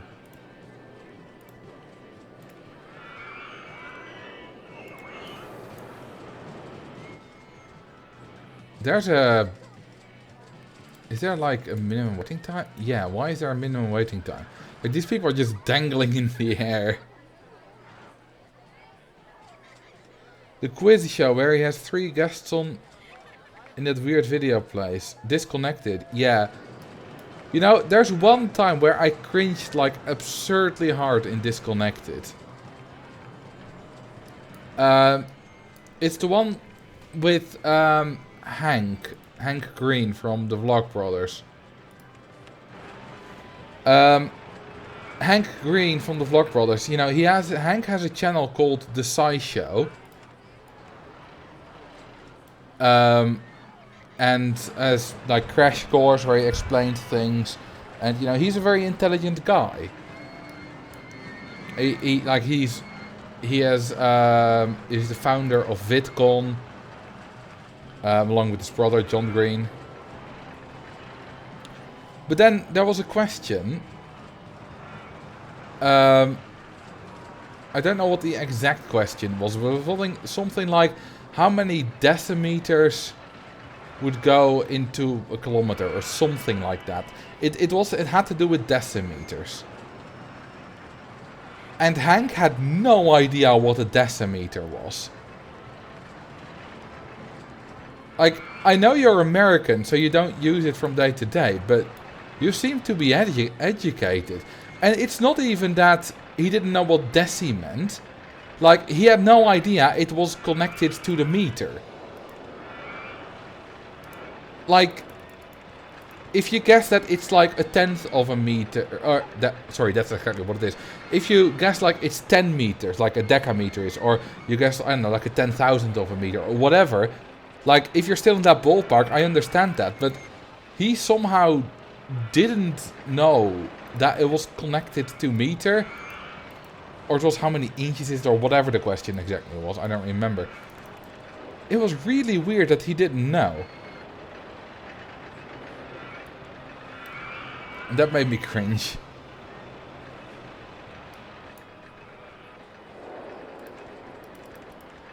Yeah, he is so enthralled in science. And he seems really like a guy that knows metric and thinks it's, you know, we should all use it. Well, I do use it. But it feels weird.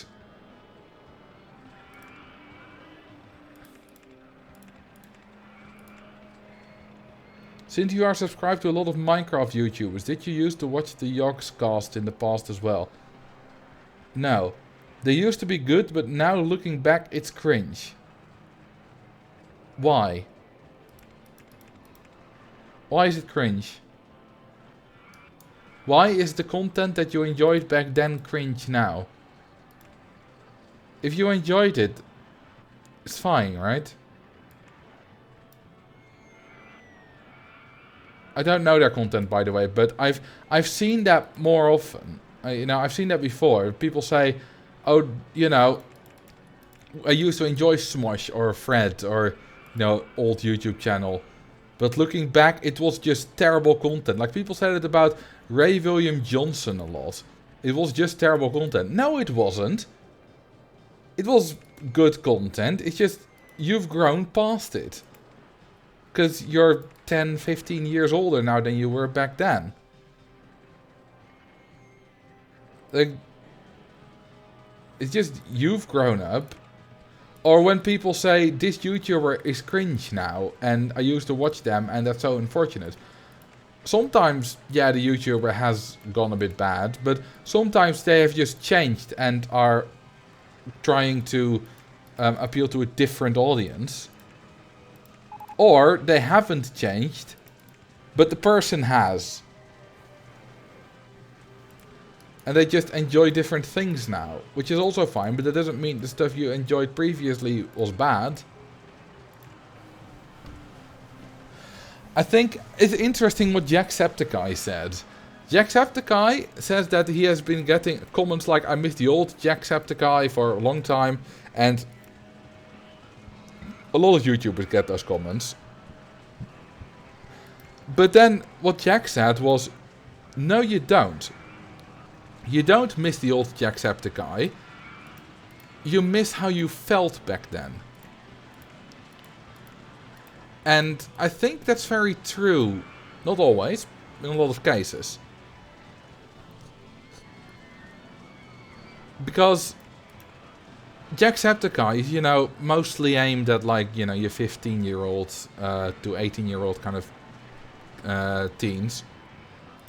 And that's basically me playing Modern Warfare 2. I didn't really watch YouTube that much back then, but that was me basically coming home from school and crashing on the couch, playing Modern Warfare 2, which is Call of Duty, and having a good time. I miss how I felt during that. Like, zero responsibilities, not having to worry about money or any kind of stuff like that. And just doing your thing with friends.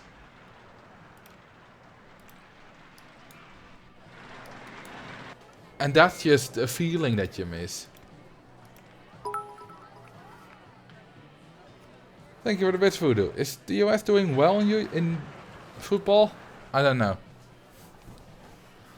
I was watching YouTube before it was owned by Google. So before 2006. Then you were an early adopter. I wasn't. I started watching YouTube roughly... Well, my first memory of watching YouTube is in 2011. I know I've watched it before, but my first concrete memory of, like...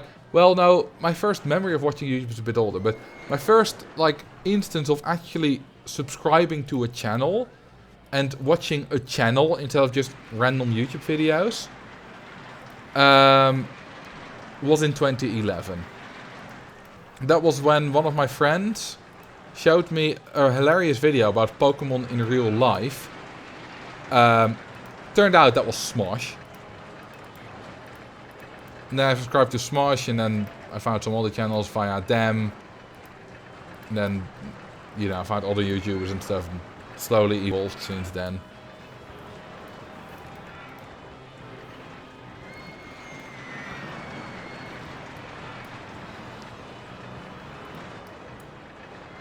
Okay, this is a hell of a weird coaster, but it's probably pretty good. Because it's a Giga. It's always good. Oh, I want a longer station. I want 3 trains. This needs to be 1 tile longer. I think. Yeah. Nice.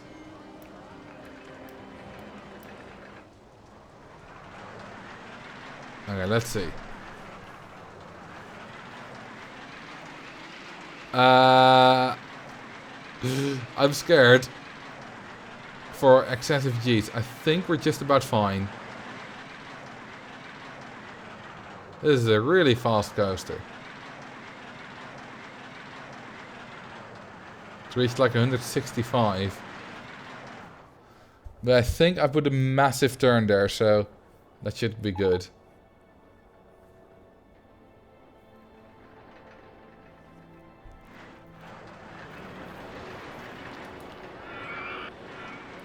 Okay, are we good? Yes, we are good. Good.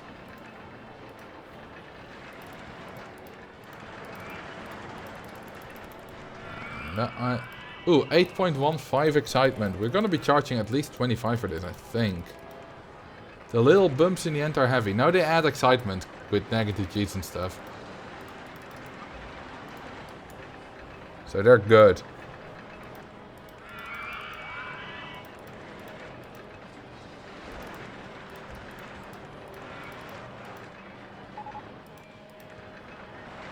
You know what's really funny? About, I think like 5 years ago or so. This is not connected. Oh, I'm above it. About 5 years or so ago, I was in the car with my mother.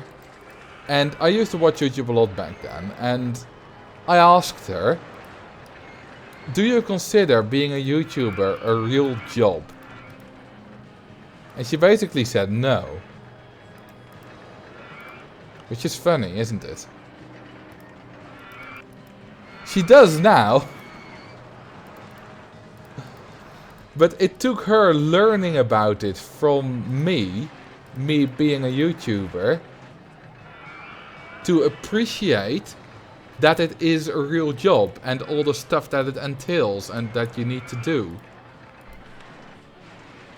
The reason she didn't consider it a real job is because she didn't know a lot about it.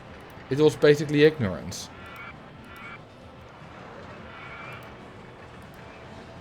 And then she learned about it and she was like, huh, yeah, actually. Which is basically how a lot of that stuff happened. People don't respect something or see what for it really is just because they don't know about it.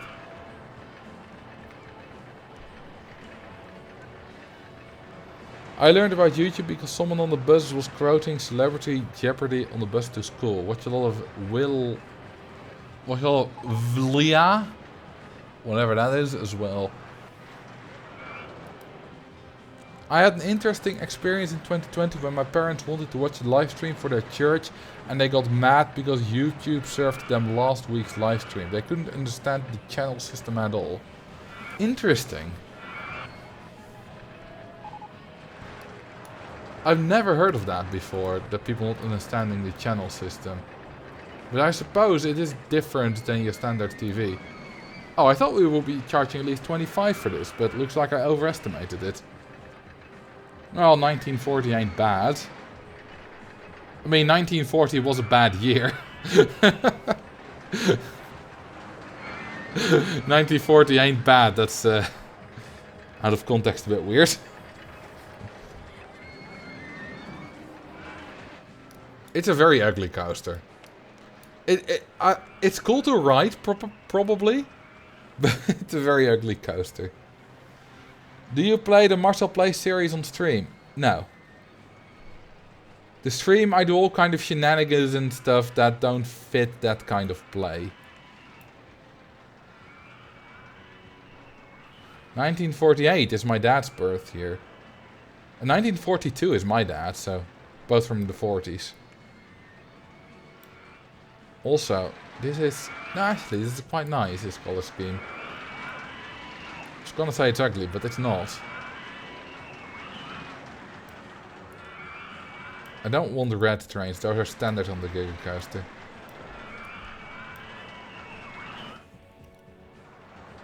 It's a really pretty map. No, it isn't. This is ugly as hell. These mountains are so goddamn ugly. They put like zero effort into it. They just took the mountain tool and went, whee! We got a mountain! That's just awful.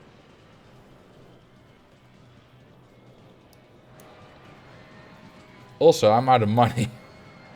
I just spent 100k on landscaping. Oh well. Wat een tot een tentoonstellingsopblaasbaar kaartenverkoop hok ventieltopje. I almost got that correctly. Well, we're making enough money that this is not an issue.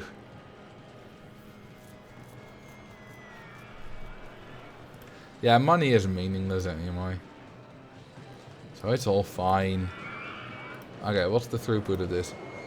3,200 per hour, but I believe it's not maxed out. The Giga Coaster is, though. Only 2,400? That's a bit on the low side. It's not a very long ride. It should be able to be higher.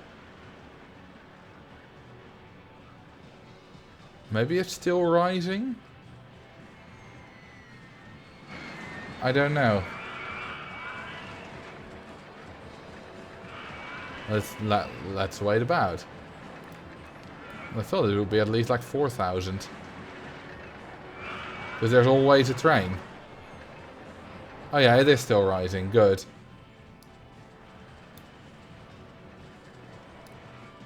We have quite a profitable park here already. We're gonna make 30k this month. And we don't have that many rides. Also, look at... This is... wow. I had a kid... I had the tutor that thought school was dumb and he was gonna be a YouTuber anyway. Told him to show me his videos because, well, better start now. He didn't even know how to edit and his personality was off-putting anyway. I did not take him on as a client, mainly for not taking it seriously. But I did tell him that if you wanted to be a YouTuber, better create your own niche and start now. That's the classic thing right now, is it? Isn't it? Like, okay, we're at 4,000 per hour on the Giga, good.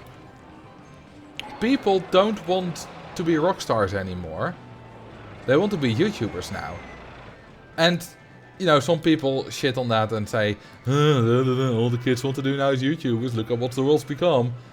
There's nothing wrong with that. YouTuber is just the rock star of today, or TikToker or whatever. Both are exceedingly unlikely. But, big beautiful but, a lot of those kids don't know what it takes or what it entails. Some do, like Mr. Beast. He wanted to be a YouTuber when he was 12 and, well, he became one. And he put in, like, tons and tons of effort. But a lot that don't. And I think you have more chance of being a YouTuber if you don't care about being a YouTuber. What I mean with that is a lot of YouTubers I watch didn't want to be a big YouTuber per se. They just wanted to share something interesting.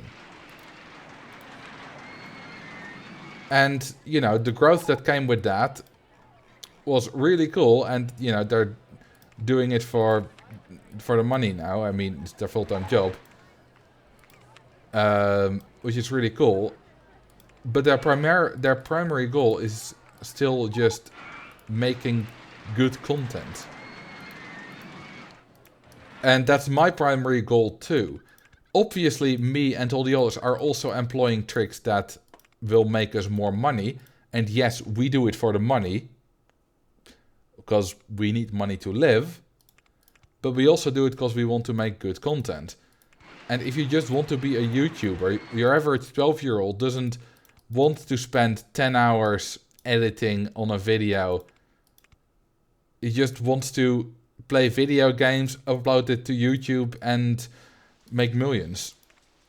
That's just not how it works. There is a lot of work into YouTube.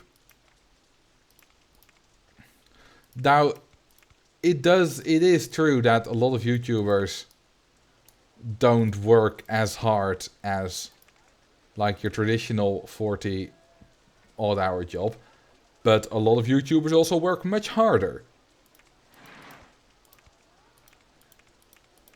And there's a lot of insecurity about it. And, you know, the PewDiePies are only a very, very small subset. Because I promise you, I'm not rich. I'm doing well, but I'm not rich. And on what I currently make, I could not support like a family with 2 kids or something. I can easily support myself, but I'm cheap.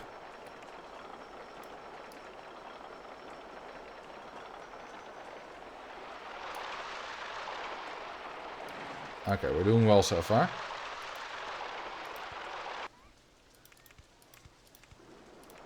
Luckily, I don't want kids, so that's fine. So many expect to become Mr. Beast level rich. Not even just Mr. Beast. A lot expect also to become regular rich, like making like, I don't know, 200k a year. Even that's rare. And the YouTubers that do make a lot almost always are able to make that much because they have people working for them, which you need to pay. And they have expenses. Like some tech, like I don't know, editing programs or a new computer, or I don't know, if you have a channel where you go somewhere, you need to go places. Alright, see ya, Kangi. So there's a lot of stuff that people don't realize. The type that just plays video games and gets big, it can still happen. Like Dream is an example of that. He probably has some employees now, but back when he started, I'm pretty sure he did all the editing himself. And he mostly just played video games, but he did it in a really good way. Had unique ideas. The videos were edited extremely well. So he didn't just play video games, but that's about the closest you can get to the idea of just playing video games for YouTube.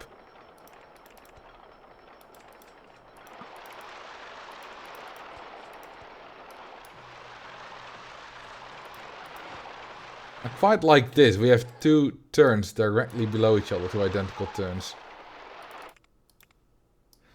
Linus employs 80 people. Yeah, okay, but I mean that's on the upper end though. Most people don't employ, most YouTubers don't employ 80 people.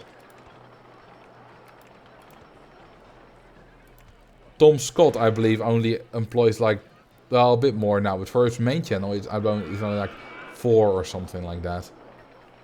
Tom Scott Plus has a few more, I think.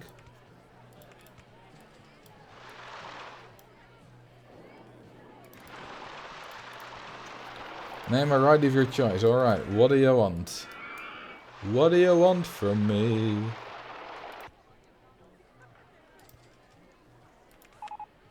Chairlift want to chairlift too. That's so silly. I love it. Didn't PewDiePie employ like 3 editors at one point? I have no idea. Could very well be.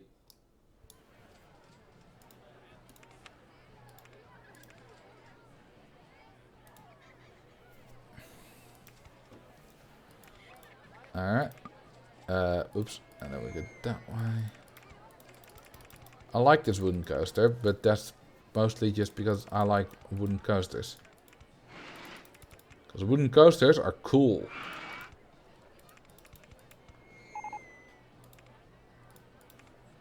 Okay, we'll connect that later. Ah, the chairlift has immediately broken down. Chairlift 2, that is.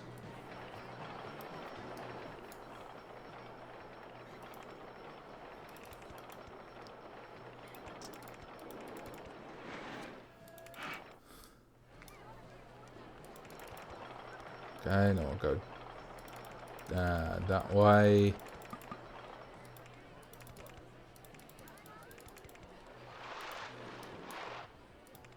And that way. I think, by the way, that YouTube is like an incredibly important resource.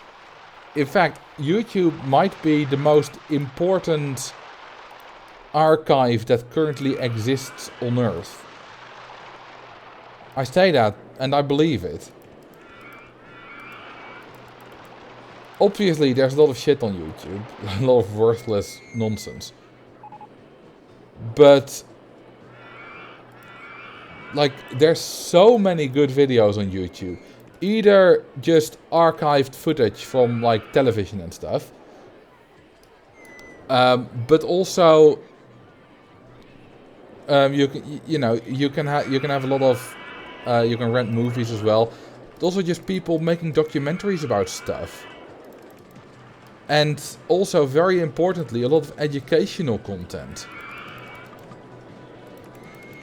Either proper lectures from like colleges and stuff, but also just documentaries that people have made, or like courses by regular people that aren't like affiliated with any kind of learning institute. There's just an incredible amount of good content on YouTube in all kind of niches. And it's all saved in one place. That's why I call it like the best archive. Because, you know, a lot of television stuff is saved as well, but not all in the same place. So it doesn't count as one archive.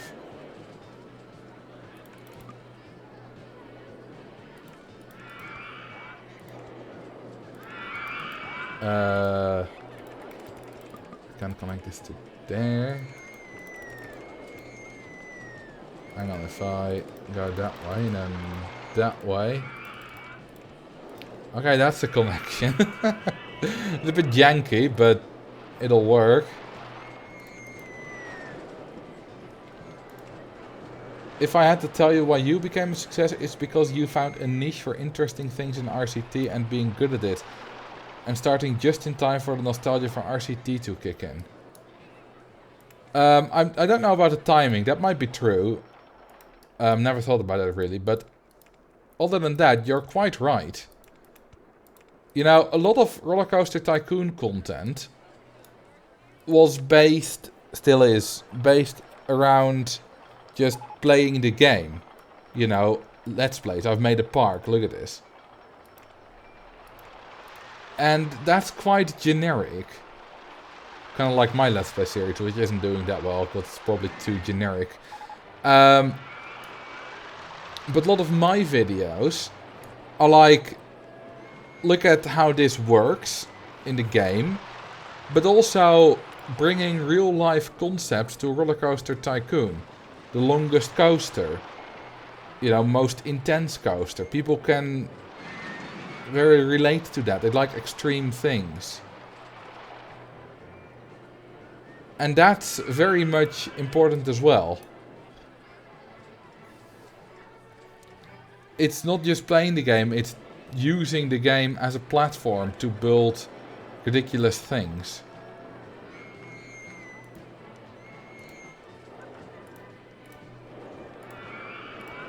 And also, yeah, being very good at it helps. Because, you know, I'm bragging a bit there, but that's fine, because it's true. I'm very good at Roller Coaster Tycoon. Now I don't know, because a lot of people have become very good at it, but at the time I was one of the best, and that helped a lot, because I was pushing the envelope where other people weren't yet. I was kind of a bit of the first to, not the first obviously, but I was one of the first to go really deep into it. Then I kind of lucked into a viral video, and I was like, well, let's see if I can also develop video making skills and actually make good YouTube videos, which took a while, but it was interesting enough that people kept watching, even when the videos were still bad. And that's basically how that worked, how that developed.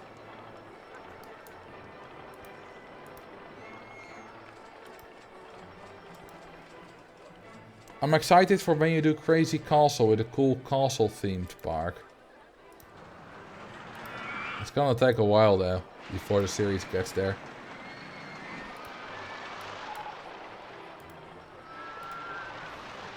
Okay, how much are we paying for this? 1980. Alright. It's a good coaster with good stats. I kinda don't really want to alter the colors, because I like these colors.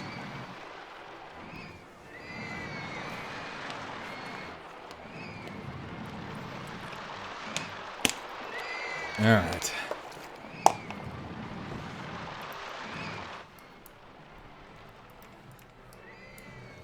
But yeah, is any of you is any of you also are any of you also YouTubers? trying to like grow on YouTube? I'm wondering. Also, Cody, if you're still watching, you don't need to say, because I know it.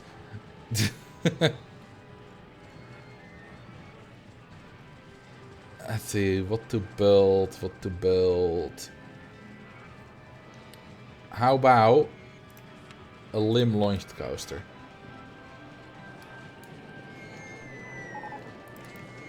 I'm planning on it. I just need a nice camera and I'll be able to. What kind of videos?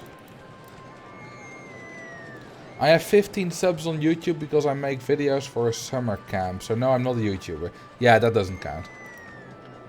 So you're right. Hey, hang on. These are new. At least, I've seen them for the first time. The limb coaster now has these big pieces. Hang on, these are completely new in the game. I believe these don't exist. Well, didn't exist. The looping / limb coaster big. Hang on, does the looping coaster have them too? Hang on. Save.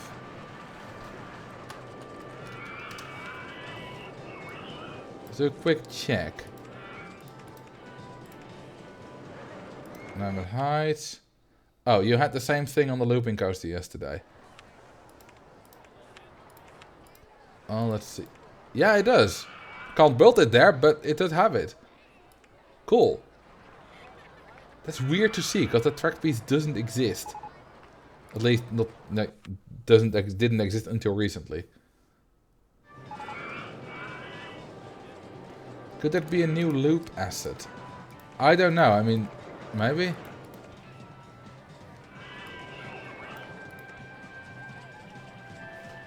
Someone created a sprite. Yeah, probably X. Or X7. Oh, what? Okay, we also got large half loops. Medium half loop? I mean, I know the medium half loop from the single rail coaster. I think I saw X7 showcasing them on Reddit a few weeks back. I might have even seen that, but forgotten it. I do check the Reddit like pretty much every day, but I don't remember everything. That's really cool. Thank you for the follow, by the way. X, Y, or S. I know what that means. Let's start with a large half loop. Did you know you can subscribe for free if you have Prime? Yes, I do. And thank you very much for the 2 months.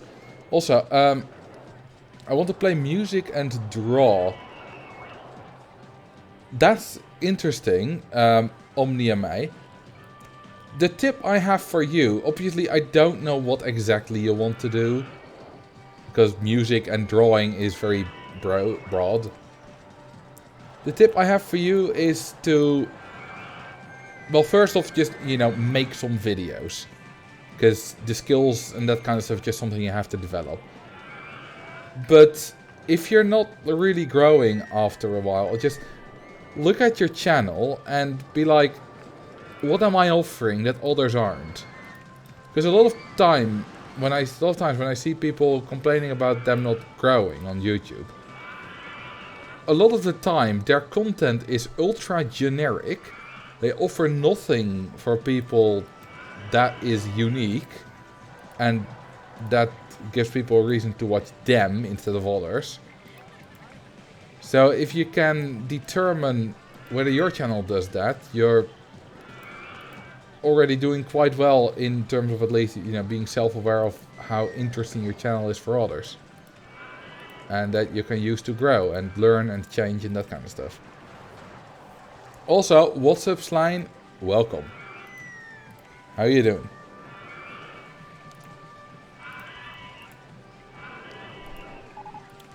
Yeah, he is late.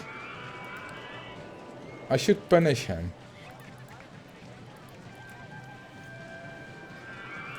Was a busy day. Was it? I don't believe you.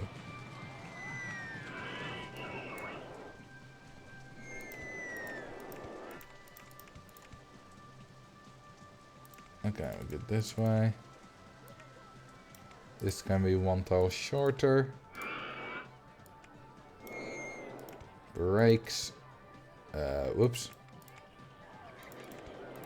That'll be fine. That one peep, that one right over there. Which one? You mean that one? You will die, my friend. Where's my drowning puddle? There it is. Bye-bye. No, the other one. Well... too late. So I wish you good luck, OmniaMay. And even if you don't grow, like even if you only get 10 subs after a year, what you did learn is how to make YouTube videos. And develop some skills. If you're talking to a camera, editing, and that's always useful.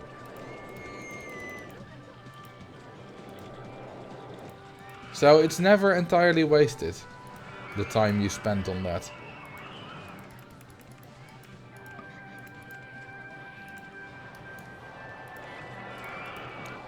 So, in light of that, anyone who wants to become a YouTuber, I recommend going for it. I also recommend being realistic with your expectations.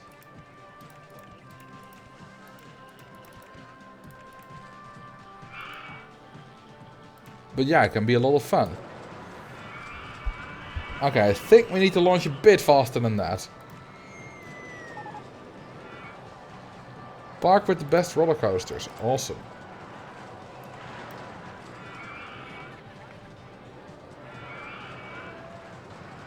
I think this is a good launch speed. Might go a little bit fast through the final turn. Slightly fast, but it's fine. It's not excessive.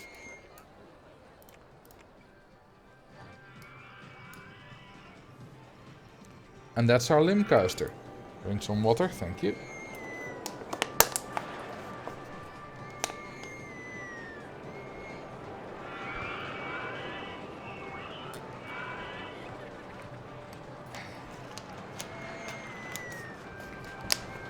Ooh, we almost have 100,000 again after I wasted it all on land. I became a moderator for a Twitch channel that is of similar size to you, and it taught me a lot of creative problem solving when it gets raided by a bot channel. Almost everything you can do gives you new skills. That's interesting for two reasons. First off, you're absolutely right. But second off, I rarely get spammers or anything like that. So I guess I'm lucky.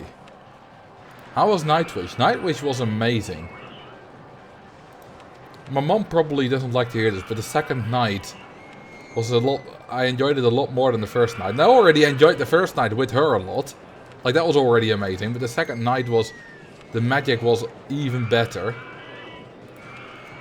So yeah, it was absolutely fantastic. What made it better? Well, first off, we were a bit closer to the stage. I could see it better. But also, I don't know, I kind of was more into it for some reason. I absolutely went nuts. I had a lot of pain in my neck yesterday. But yeah, I don't know. Other than that, just... I don't know what made it better. It still wasn't as good as the first Nightwish show I ever saw, though. But capturing the magic, recapturing the magic of the first time you see your favorite band live, that's not really a thing that's possible, I think. Any changes in the set? No. Same set. Which was fine. There was only really one song that I dearly missed.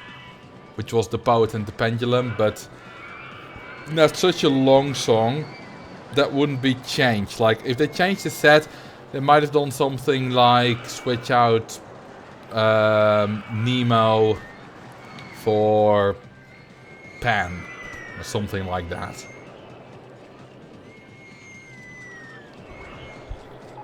Which, you know, are both similarly long songs. Not super popular. Well, I mean, quite popular, but not like crazy. Not like super distinct or anything.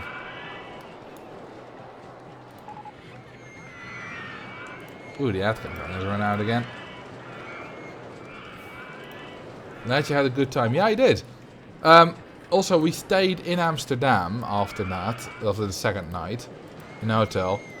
And the next morning we went into Amsterdam, and that's actually the first time I was properly in the center of Amsterdam ever.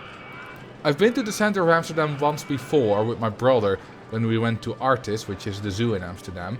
But we only walked from the station to the zoo and back, which isn't really the center. Like,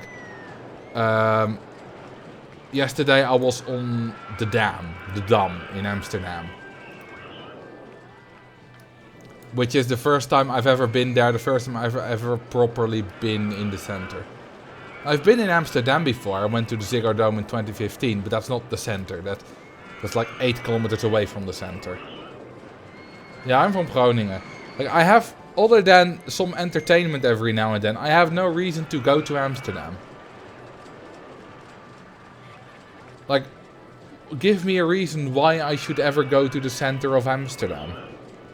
The only reason we were there is because the friend I was with needed to go there for a specific shop. Also, thank you for the 2 months. Nom de food. What's up? Yeah, I have no one I know lives in Amsterdam. Like, the ones that live around there all live in, like, Leiden, Den Haag.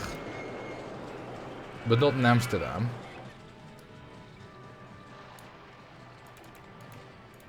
So I just have no reason to ever go there.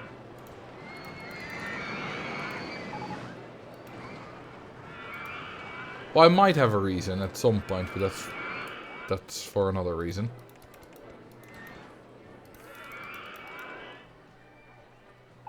It's too crowded and expensive there. Well, it was cool to see it, like, at least once.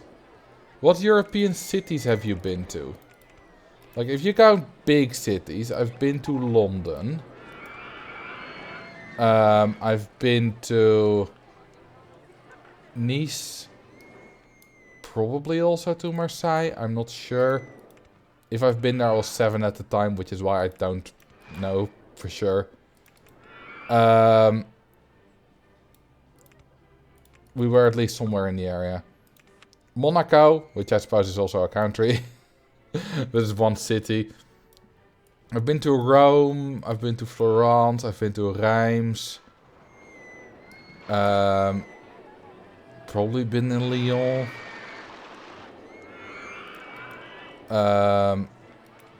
I've been to Liège.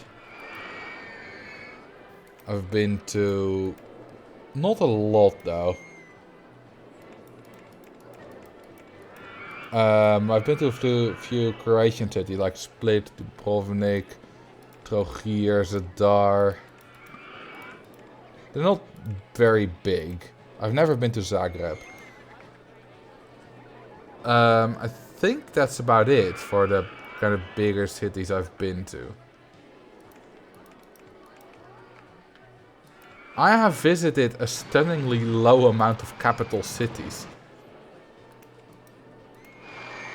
Like, I have been to Amsterdam, I've been to London, I've been to Rome, the Vatican, Monaco, probably San Marino. I've been in the country San Marino and probably also to the capital.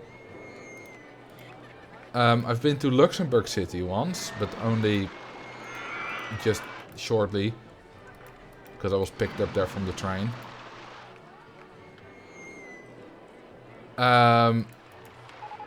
I've been to Reykjavik. And I think that's about it.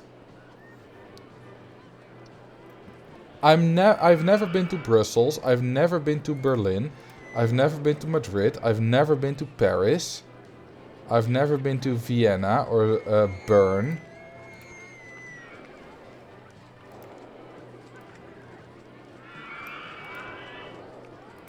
So yeah, a really low number of capitals.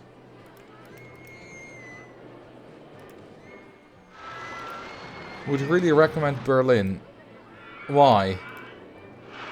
I'm not a city person. Also, I'm not sure if I have been to Copenhagen.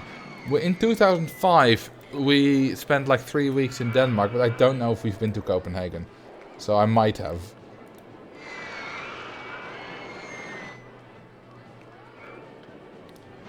Oh, German cities. I've been to Munich. I might have no, not Munich, Münster. I might have driven through like Essen or Dortmund or Frankfurt or whatever. I don't know. But I've not really been to them.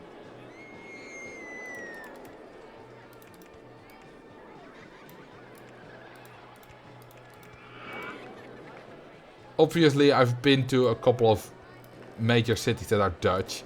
I've been to Rotterdam, The Hague, Amsterdam, Leiden, Nijmegen, Arnhem. I've been in pretty much all Dutch cities at least once.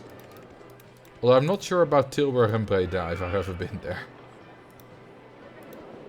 Might have, like, as a kid once, but I don't know. Münster or Münster? One of the two, I don't know which. Okay, I can't place it on the first tile or the second tile, because there I can't build a queue line. One with like 300k residents or something like that. I think it's the one with the... Hang on, let me Google. Münster. Yeah, it's the one with the umlaut. I even get it when I Google just for Münster without the umlaut. Let's see, now I've never been to Hamburg or Bremen. I've also not been to anything except London in England. Or UK. I don't think I've been to Prague. I've been to Czechia once. In 2009. I don't think we went to Prague though.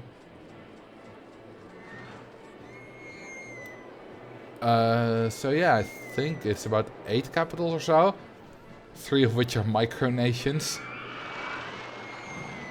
So they don't really count. Oh, Andorra la Vella. I know I've been to Andorra. So probably Andorra la Vella too. Which is their capital.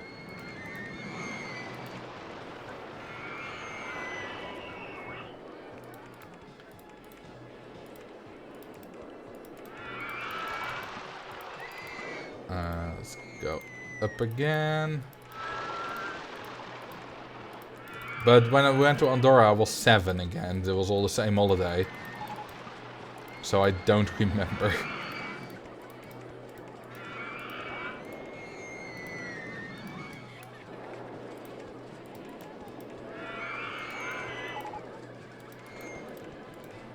And that's a connection. That's the really windy queue line.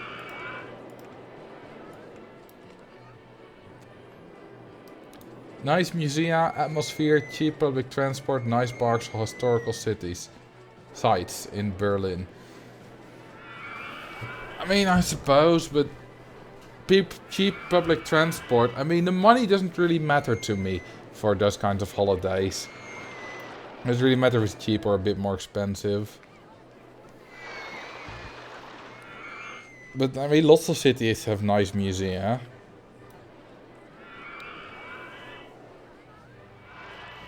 I don't really have any desire to go to any specific city.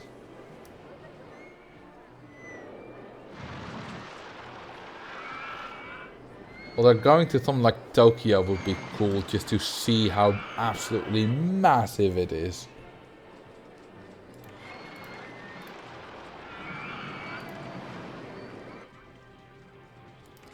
Damn, we're making a lot of money. Ooh, we're on 43k in July. Wow. That is a lot.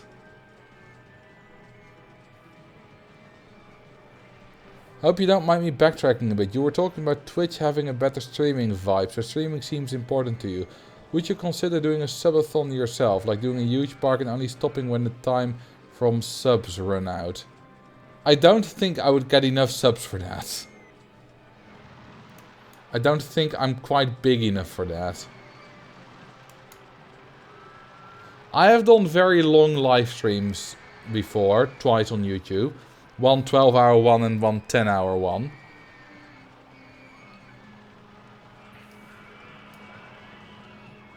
I think you sell red balloons. I do, but not the standard red. It's the Bordeaux red, what they call it. Which is there. I'm really proud of the 10-hour live stream where I beat all the scenarios in one live stream. There's one streamer that has a subathon going for over 1 year. Okay, but at that point, does it really count? Because I'm pretty sure the streamer itself hasn't been live streaming like 12 hours a day for 1 year, right?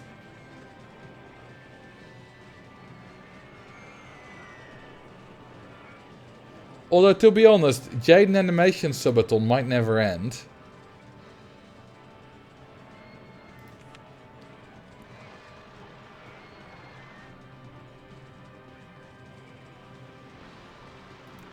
I mean, Jaden also streams while she's asleep. Because when she's asleep, her stream turns into Twitch Plays Pokemon. Or YouTube Plays Pokemon, I suppose, because it's on YouTube. And it'll have a nice little thing saying, I'm sleeping, see you in the morning. But like, this can't last forever, because Jaden can't work on videos while she's doing this.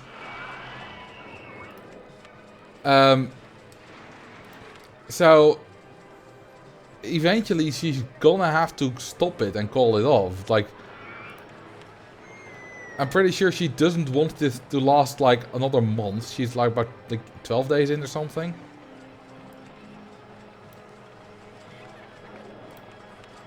I don't like that these supports are getting back automatically every time.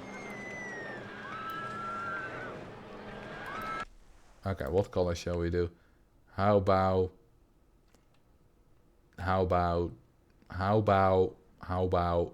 pink? I thought Jaden capped it at a month. That makes sense.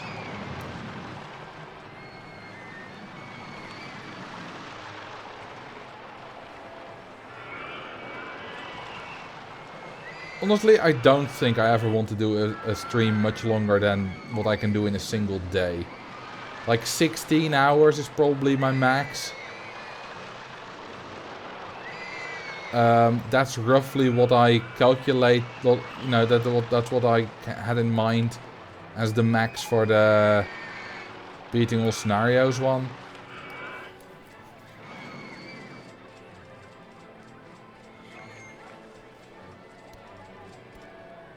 Is there anything else I need here?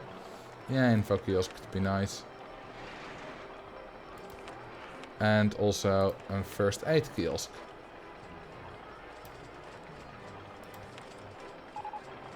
There we go. How much we be charging here? 19.20. A lot of rides were we charging in the 19s for, which is interesting. Also, I still need to recolor this.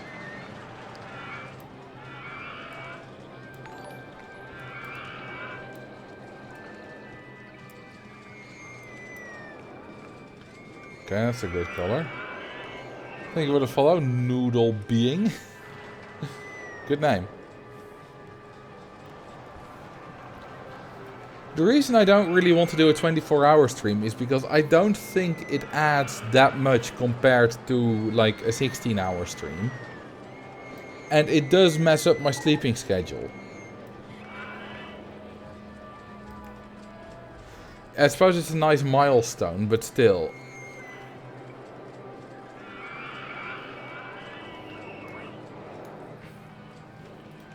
Okay, how much has the oldest guest spent? Let's take a few of the older ones. Because the oldest hasn't always spent the most. 59, oh, wait, no, 216, 327, 335, 416, 473, 558. Why is there such a massive difference going from 15 to 16? That's like almost 3 times as much. Does 16... No, more than 4. That's identical. Nausea tolerance. Oh, nausea tolerance. None versus high. There's the difference. Guest 16 only goes on the noob ride. Well, a few more intentionals, but then he's sick for a while. And doesn't go on the ride. That's why he's only gone on 16 rides as opposed to 15's 37.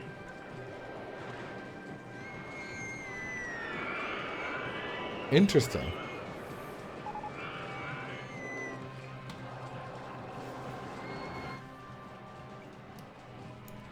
Speaking of long live streams, this one's about to end so that I can edit a bit more in the hope to still finish tomorrow's video in time. I have about 10 minutes left to edit. But I also have to make a thumbnail and upload it, and YouTube has to process it. And it has to go live tomorrow at 5 PM. What's tomorrow's video about? Tomorrow's video is about a lot of guests. And no, you can't get a sneak peek. Because that will ruin the entire punchline. Because it asks a question, and if I give you a sneak peek, you'll immediately see the answer.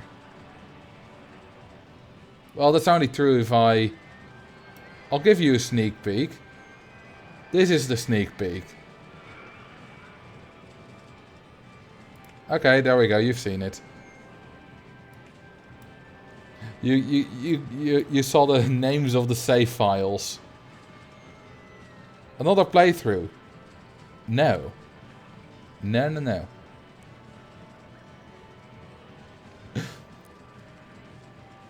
It involves about the most unrealistic park I've ever made. Anyway, I want to thank you for watching. And I think we've built quite a nice park. We've made a lot of money. Look at this. Where I raised the land. And then we started making money even quicker. We made almost 50k in September. Damn. Cool stream. Well, thank you. Let's see if I can find someone to raid. If Twitch decides to load, thank you. Let's see, Rollercoaster Tycoon 2. Someone called Orglon with 288 viewers is streaming it. Well, let's see how good they really are. Let's raid them. Or is it... No, chat seems to be everyone, not follower only. Good. Thank you for watching. I wish you a good night. I wish you a good everything. A good life. And I hope you have fun at this streamer's stream. And I'll see you next time. Bye-bye. Bye-bye, bye-bye.